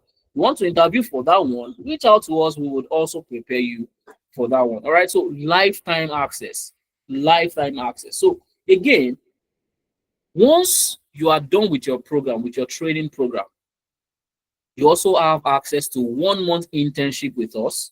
So you're going to intern with Nebient Analytics. And that is because you should have on your CV that you have worked somewhere before. That will give you competitive edge. Imagine you're applying to a job and on your CV, you don't have any experience at all. Do you think your chances of getting that job will be high? No, it's not going to be high. Organizations are looking for people who have at least a level of experience in the role they are applying to. And we offer that support to our students. So the minute you start your training, you can put it on your LinkedIn that you are working as a data analyst associate at Nebient Analytics. So all our students are actually our employees. So that way you get to have it on your CV that you have experience as a data analyst. And that gets you the job faster. Can you begin to piece all these things together and see how there is no way in the world that you have access to all of these things that you will not get a job? So can you now begin to see why our students get job left, right, center? This is the Nebient source. This is what we offer to our students that gets them the job, right? Not just upskilling. There are thousands of people upskilling. but they missed this crucial point. And we discovered it, and we know that if we apply this, it's going to help our students get jobs. And we saw it work. We have a lot of our students who get jobs. Some get jobs in 3 weeks, some in 1 month, some in 3 months, some in 4 months, but it always works. All right. So if you want to get on board, these are the things that you have access to, and begin to picture yourself. Begin to picture yourself in 3 months, in 2 months, in 4 months. And remember the $70,000 we talked about. Remember the 6 million naira plus every month we talked about. This can be you. All you need to do is decide that I am no longer going to remain like this. I'm going to upskill, but I'm going to do it the Nebiant way. What is the Nebiant way?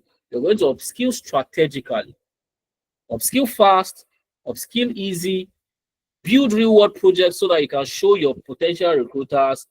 Put yourself out there on LinkedIn so that potential recruiters can see you, and there take advantage of the extra layered career support that I like to call the Nebiant sauce. All right. So that is what we have in stock for you. If you do decide you want to become a data analyst, a data scientist, or a business analyst. So guys, I can go on and go on and go on to talk about testimonials of our students who got jobs. This is another student that got a job.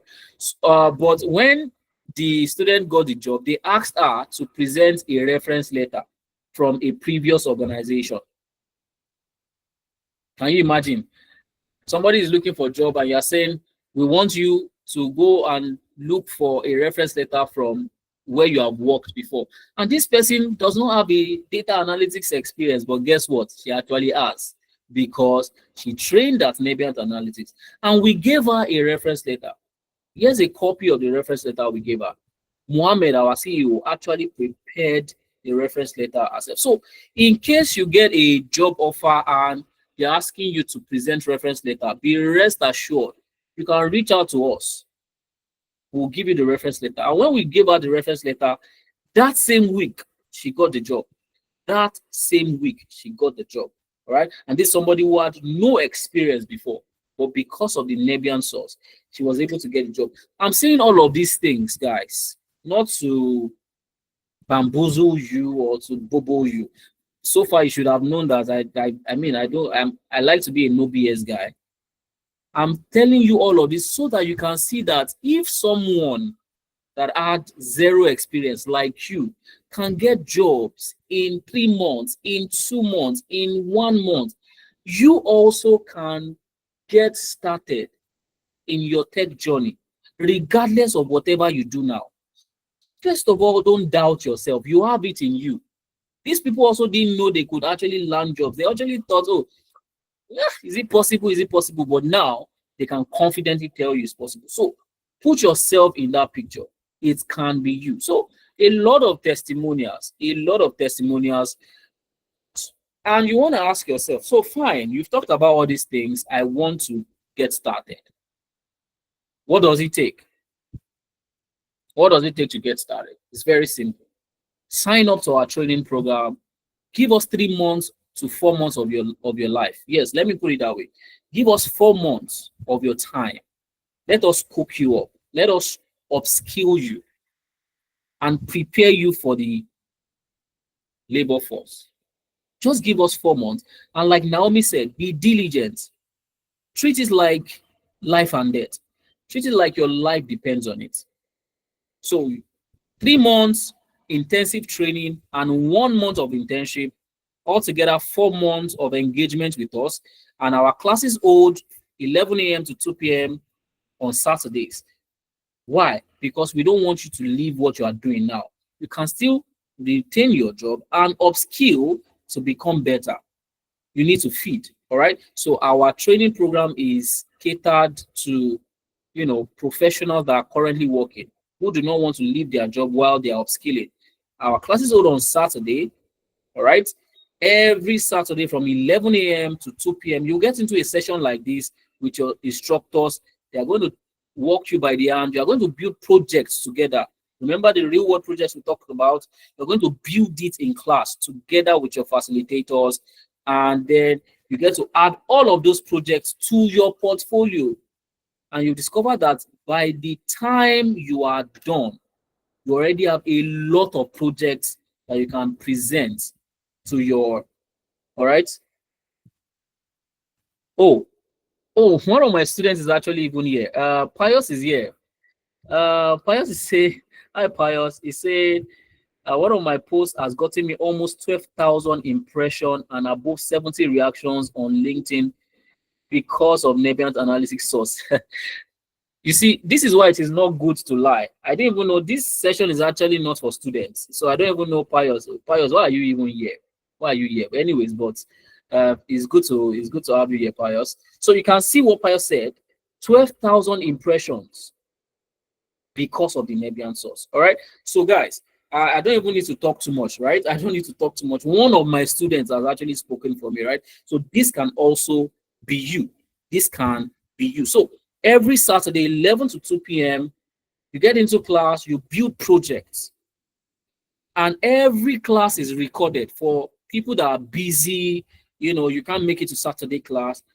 The session will be recorded. You can then take the recording and then watch at your own convenience. Now, maybe as you are watching, some things are not really clear. You can reach out to your instructor and tell them, oh, I was watching the recording. I didn't understand this. I didn't understand that. The person will jump on a session with you to clarify these things. All right. Then on Sundays, we will give you a bunch of videos to watch to prepare you for class on Saturday. So you have a bunch of videos to watch, instructional videos. They are self-paced, meaning you can watch them anytime before class. All right. And that will teach you some of the things that you need to learn to be able to build the project you will be building on Saturday. And then on Tuesdays, you'll come into another session that we call technical support session. That session is only for 1 hour on Tuesday nights, 9 p.m., just for you to ask questions. You were watching the videos during the week. Some things are not clear. You want clarity. You want to understand some things better. You have a question. Maybe you were doing extra research. You need to understand some things. We have dedicated Tuesday sessions after everybody's back from work to take care of all of those. All right. Then on Thursday evenings, every week, we come into our mentorship session. All right. So remember, we don't want to upskill you alone. We want to show you the way. We want to show you the way. We want to show you how to position yourself for jobs, how to interview, how to negotiate for salary, how to, a lot of things, right? So this is how our program is structured. You can click on this link when you get this slide, when you get this material, click on this link to see our full course brochure. And click on this link, you'll see our course brochure. So these are some of the projects that our students have worked on, some initial projects, all right? Some initial projects, you can see business analysts project down here. Their BRD documents, our data analysts, this is their data model, our data analysts, their dashboard, a lot of projects. I can keep showing you, but I think personally that I've shown you enough. And you can also click on each of these links to view our students' portfolio. Go through them yourself. Don't believe what I'm saying. Go through them yourself. I can keep talking and talking about how we've helped our students, but my focus now is you. How can we help you to become one of these guys? These guys have gone ahead to secure jobs. Now they are living fine. You can see all of them say they are looking fresh. But we have done our part for these guys. Now we want to bring in a new set of people to help to get started on their data analytics journey. So I can go on and on with testimonials. There are a lot of them. And you can go on our YouTube to watch testimonials. But in fact, I still have a link here for more testimonials. In case you want more testimonials, you can click on this button to play all the testimonials. But I think I am tired of testimonials. I want you to be the one to share testimonials next. So, question is this: do you want more testimonials? or you want to hear how to join our next class? Guys, what do you want? Do you want me to keep sharing testimonials upon testimonials, or you want to know how to join our next class? So I want you guys to vote. If you tell me more testimonials, I'm going to keep sharing testimonials. But if you say you want to learn how to join our next class, and then I'm going to share that with you. Fantastic. I see a lot of people want to join our next class. It's very simple. To join our next class is very simple. We have a course starting next month. Yes, Ayola wants to share his or her own testimony. So we have a new course starting on the 5th of July. 5th of July. You have ample time to prepare for that class, guys. A program is starting on the 5th of July next month. All right. And I would like for you guys to join that course so that by July, August, September, you are sharing testimony. All right. So how do you join? And for people that would decide to join, by people that decide to sign up for our program tonight, people that will commit to join it, to encourage you and to prove to you that we are committed to helping you. Personally, Ayobami, I will personally revamp your LinkedIn profile. All right. Remember, your LinkedIn is your best friend if you are looking for tech job. But there's a way your LinkedIn should be. You saw Pius, I think he has left the call. Pius said one of his posts had 12,000 impressions. 12,000. And it's because we helped him revamp his LinkedIn. For the first 10 people that will confirm their interest and will register their interest for the program, I will personally see to it that I revamp your LinkedIn. First 10 people, I can only work with 10 people so that I deliver. If I say 20 people, I might not be able to deliver, and I don't want to promise something I can't do. So first 10 people that will book their slot for the July cohort, first thing I'm going to do is revamp your LinkedIn, because as you are starting like this, our focus is on job.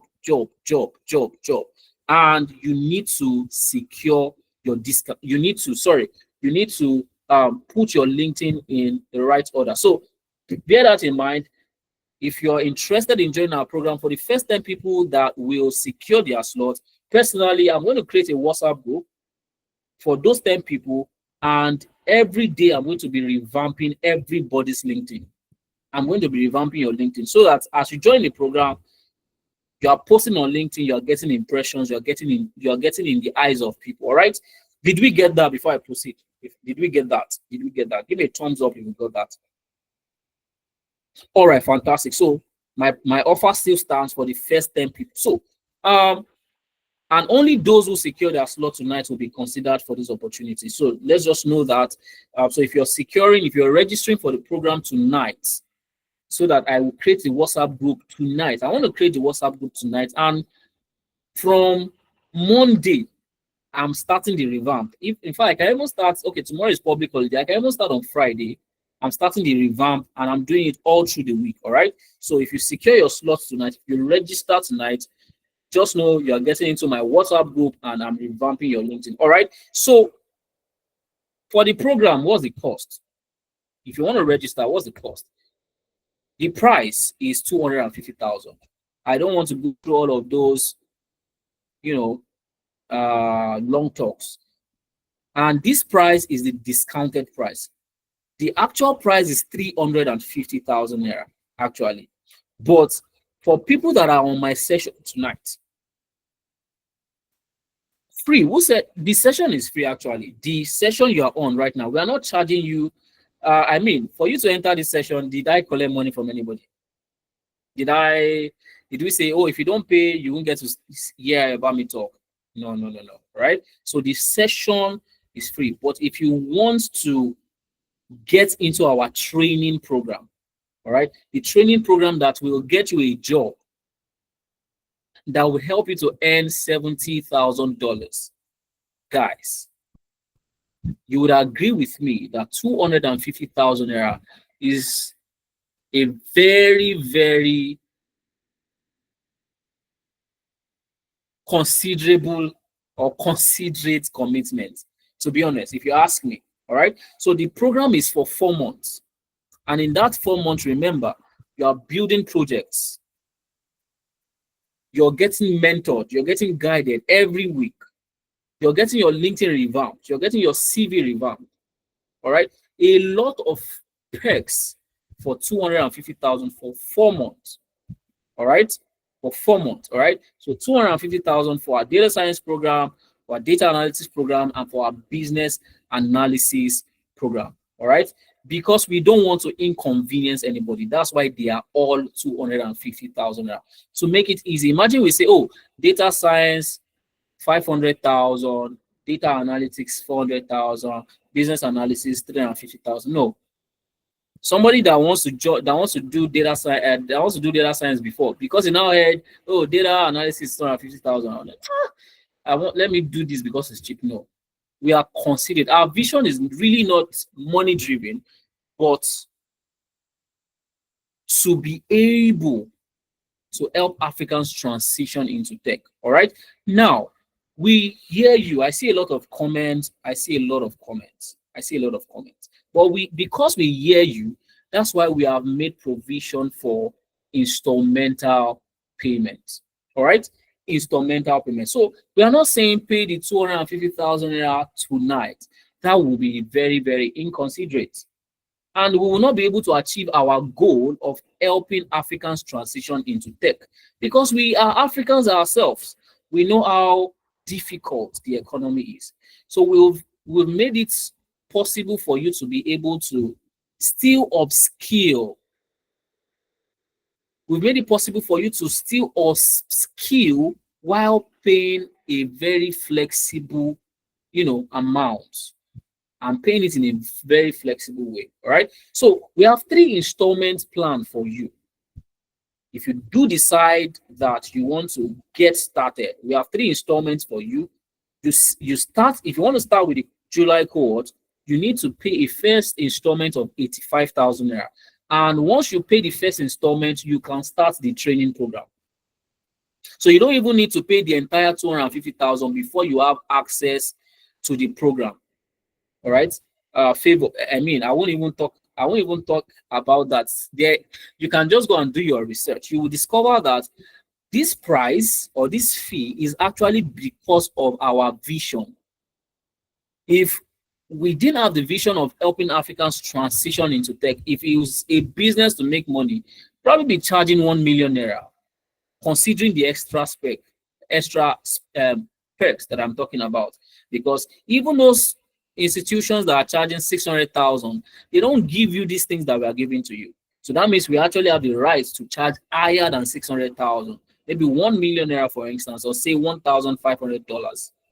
But no, that will not help us to achieve our goal of helping Africans transition into tech. All right. Our goal is really driven by Pan-Africanism. And to achieve that, we have to actually make it easy for these people to actually transition. So to do that, we reduce our price drastically.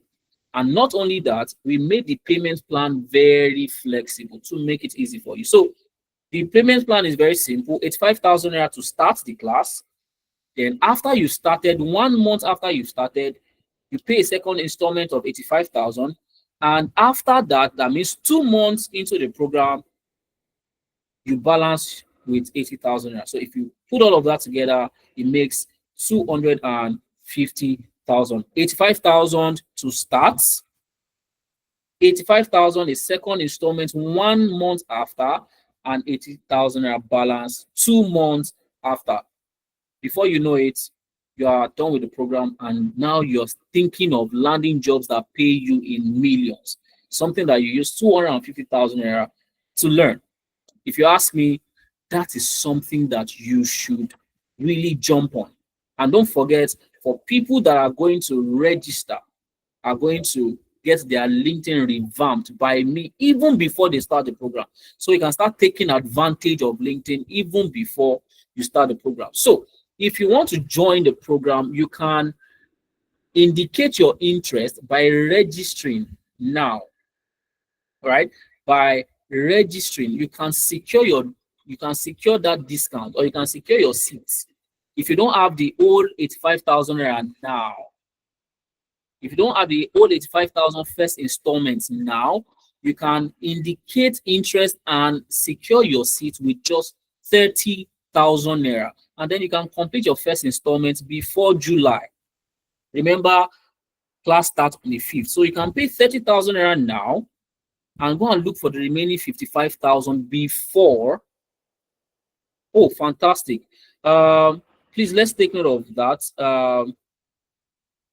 Stephen Akomolafa, you said you just paid 30,000, right? So please, let's confirm that, because I want to put Stephen in my group. So Stephen, if you give me a second, let me see how I can, set that up. Give me a second. I want to create my group tonight. Actually, I want to create my group tonight and put you guys that will secure the 30K, put you in my group. So guys, if you want to secure your seats and go and then look for how to sort, you can actually spread it. Secure your seats now. Securing your seat automatically qualifies you for my exclusive group. All right, that's outside what we are even doing for you. That one is me personally. All right, personally, I want to, because I'm passionate about helping people. It gives me joy. Imagine when Lebura is landing jobs. I'm proud of that. So that's my own CSR. That's my own community social responsibility. All right. So to make it easy for you guys to, to encourage you guys, I want to start helping as much people as I can. All right. So I have Stephen already. He has taken a slot. So Stephen is going to be joining my WhatsApp group now. So if you have any question, you can start asking. All right. So you have my number on the group. Let me even type it one more time. So let me remove the space. So if you've made a payment, please, you need to send proof of payment so that we can send you the registration link first of all. All right. So you can send a DM to me, please. Send a DM if you've made payments. Please send proof of payments to the WhatsApp number that I've shared on the WhatsApp group. Deborah, if you don't have money now, it is fine. You are from now till 5th of July. All you need to do is secure your seat, all right? Just secure your seat so that another person does not take it up, all right? That's how to be smart about it. Secure your seat so that another person will not take it up, and then you can then use the remaining days of the month to look for the first installment. Remember, once you have the first installment settled, the 85,000, automatically you start the program. Nobody's going to tell you until you pay the entire 250,000. No, nobody's going to tell you that. Once 85,000 naira is sorted, you start the class, and you have 1 month to look for another 85,000. After you've now looked for that 85,000 for 1 month, you have another 1 month to look for another 80,000. If you ask me, there's a strategy you can apply around that. Okay, so so if you are taking my slot, please do that very fast. Do that very fast. So, and I'm speaking to people that want to join. After July, we have cohorts every month. After July, a cohort is starting by August. But the challenge with waiting till August is, what if you come by August and our price has increased? All right. So you don't want to put money on the table. So for the program, I like that. Thanks for the question. For the program, you need a laptop. I only need 2 things from my students usually: a laptop and their willingness to learn. All right. A laptop and their willingness to learn. So if you have a laptop and you are willing to learn,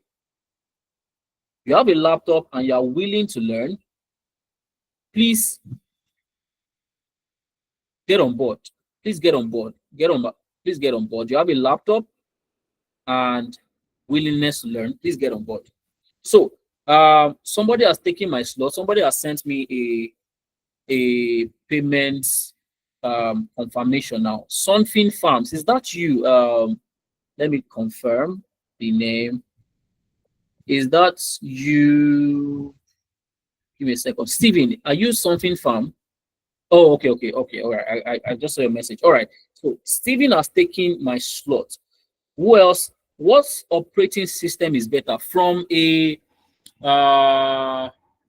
just have a minimum of 4 gig RAM, 256 gig ROM, SSD preferably. Windows 10, you're good. Windows 10, you're good. Windows preferably, but if you have a Mac OS, don't worry, you're good. We'll support you. We have support for Mac OS guys. Is there a kind of specification for the laptop? I just described that. Just 4 gig RAM. But if you have IR, fantastic. But if you don't have IR, don't worry. The tools you are going to be using as data professionals are not that heavy. You're not networking professionals, so you're good to go. So I want to know, before I close my group, who else is taking my slot? Just 30,000 naira for tonight, and then you can go and look for the remaining 55,000 for your first. Can we have the details to the specifications dropped here? So I can do that. 4 gigabyte RAM, at least 256 gigabytes ROM, SSD preferably. Why are you saying Tom? ROM, SSD,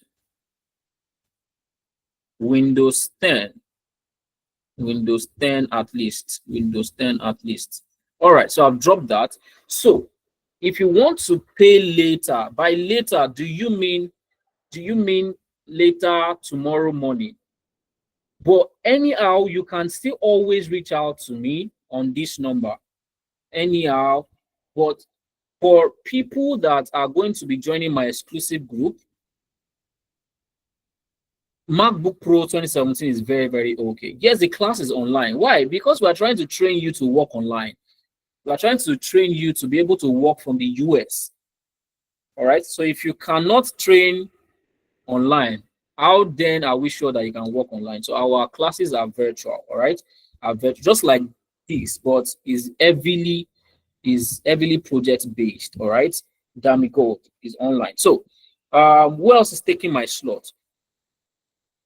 Let's do it like this. If you want to start the program by July, you are convinced that you can start the program by July, type a yes in the chat box. Oh, someone else has made payments. So I have 2 people now. Remember, I want 10. I don't want more than 10. So currently I have 2 people, and EOU has also made payments.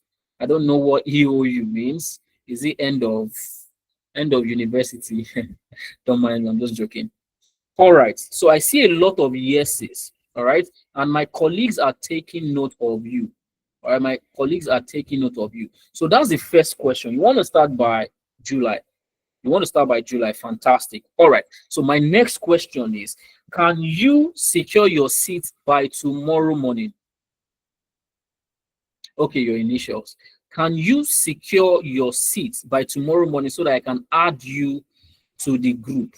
So if you can secure your seat by tomorrow morning, type "I can secure my seat" in the chat. So that I would also, for people like that, I would also add them to my WhatsApp group tonight. But if by tomorrow they don't secure, I will probably yank them off, because so that only the people that secured, they're okay. Down see Daniel. You said you can secure. So send me a WhatsApp message. And also, sorry, let me not call that Chidera Daniel. The program is 4 months. Chidera and Daniel, send me a WhatsApp message and just tell me, hi, my name is Diz. I said I can secure my seat by tomorrow morning. I want you to add me to the WhatsApp group. You know, just be creative and just send me. I will know what to do from there. Okay, Daniel has sent me a message. Fantastic. Joseph, send me a message. We'll see how we can support you. Just send me a message. All right, send me a message. Send me a message. I want to set up my WhatsApp group tonight. All right.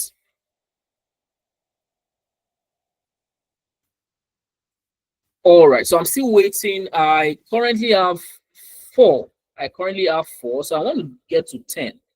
I want to get to 10. I want to support 10 people. Let's help you get this tech thing out of the way. You remember since when you've been saying you want to start tech. Remember, this is an opportunity that you don't want to you don't want to miss out on this opportunity. All right. So I have 4 now. I have 4. Oh, okay. I have 5 now. I have 5. And that's inclusive of people that say they can secure their discount tomorrow. Okay. Now,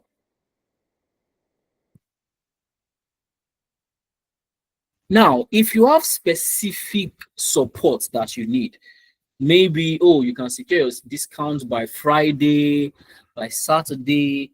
There are specific details that you think I would like to hear. You can also send me a message. All right. Send me a message. Let me drop my WhatsApp number again. Maybe yours is not tomorrow. Maybe yours is Friday. But only that you would not be able to take advantage of my WhatsApp group. I came in late. How much to secure a seat? Just 30,000 naira to secure your seat to join the July cohort. Ineze, please let me drop that message again. Let me drop that message one last time for gifts. The one that says secure your slot for July, 30,000 now. Let me drop that message one more time. So gift, if you can secure your seat for the program with 30,000 naira, I'm committing to.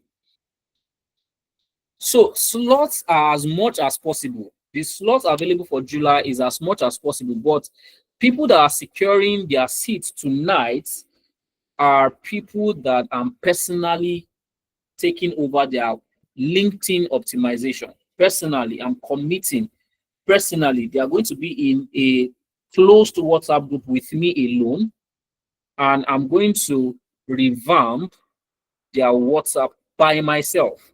So those are the people securing their seats. And why I'm demanding that they secure their seat is so that I'm working with people that are serious. All right, you are serious. You can secure your seat. You are ready for the program. Then I can also spare out of my busy time to help you achieve your dream faster. All right. I want to be sure that people that I'm working with are people that are really serious, so that I don't waste my time on people that will have their LinkedIn revamped and they will not use it. All right. It's not effective. All right. Just like a training session will be starting on 5th of July and will last for 4 months. Will there be another training session after for people who can't start now? Yes, our program starts. We have a new cohort every month, because remember, the demand for data analysts is crazy right now, and we need to train as much people. All right. So if you can't start now, you can start next month or the month after that. The only caveat to that is, what if you now come next month and you hear that our program is no longer 250,000? But the good thing about securing your seat now, even if you don't want to start by July, but because you have secured your seat with 30,000 naira, even if the price increases, it does not affect you. So that's the wisdom of securing your seats. So it's not me. I'm not. So if you do economics, you are familiar with the concept of demand and supply, inflationary pool demand, demand pool inflation. Demand pool inflation. All of those concepts are the things that affect economy and push price. Remember how much we were buying sachet water before? You didn't have to beg sachet water producers not to increase price. They had to because of inflation. All right. So these are the things that affect price changes, and we don't want that to affect you. And a smart way to do that is to secure your seats with just a meager 30,000 naira. And once you've secured your seats, even if you come next year and the price is 10 million, because you have secured your seat with 30,000 naira for a 250,000 fee, that means you are only liable to pay that 250,000. All right. So if you're smart and you are sure you're unable to start this month or next month, it will be wise to secure your seat so that you're able to take advantage of that discount. All right. So, guys, just so we know that we are not just wasting time on the session. If you still want to secure your seats, all right, or you still want to join the July course, apart from people that have sent me a message already, please give me a thumbs up so that I know that we still have reason to stay on the call. If not, we can just you can just end the session right now. All right, so I do not see any thumbs up. So I will drop my number one last time, and it's for a reason. Let me drop my number one last time in case some people missed it. Now, Ayobami, sorry, let me drop it one last time. Ayobami Yusuf Nebians. So here is my number. Now I'm sending this number to everybody that typed yes when I asked you if you want to start in July, and you typed yes. All right, you typed yes. First of all, if you are still on the call, I asked you if you want to start by July 5th, and you said yes in the chat box. Give me a thumbs up. Give me a thumbs up. Or everybody that said yes. Now, for everybody that said yes, copy my number and send me a message. Just tell me, hi, I would be starting by July. Hi, my name is this. Please put your name and maybe your email address. Hi, my name is this. My email address is this. I will be starting with the July 5th class. If that is you, send me a WhatsApp message with your name and your email address. All right? Did we get that, guys? Did we get that? All right, fantastic, fantastic. So, guys, are we good to go? Can we call it a night? Give me a thumbs up if we can call it a night. Give me a thumbs up. Fantastic, fantastic. Did we have a swell time? Was it worth your time? The session we had tonight, was it worth your time, or did I waste your time? Did you enjoy the session? Were you fired up to start your journey in tech? Fantastic. I'm super happy. No, please, not in the chat box here, in my WhatsApp. Send a message on my WhatsApp, please. Let me drop my number one last time.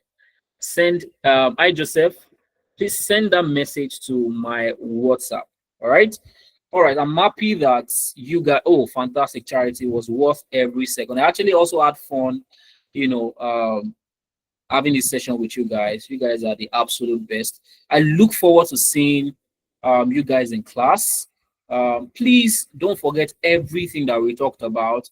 The best time to get into tech is not today. The best time to get into tech was yesterday, but you are still in luck. Another time to get into tech is today. So please take action. All right. I look forward to having you guys as colleagues. All right. I look forward to having you guys as colleagues. Thank you for joining the session. I look forward to seeing you in other sessions. Have a swell night and have a good night rest. Goodbye, everybody.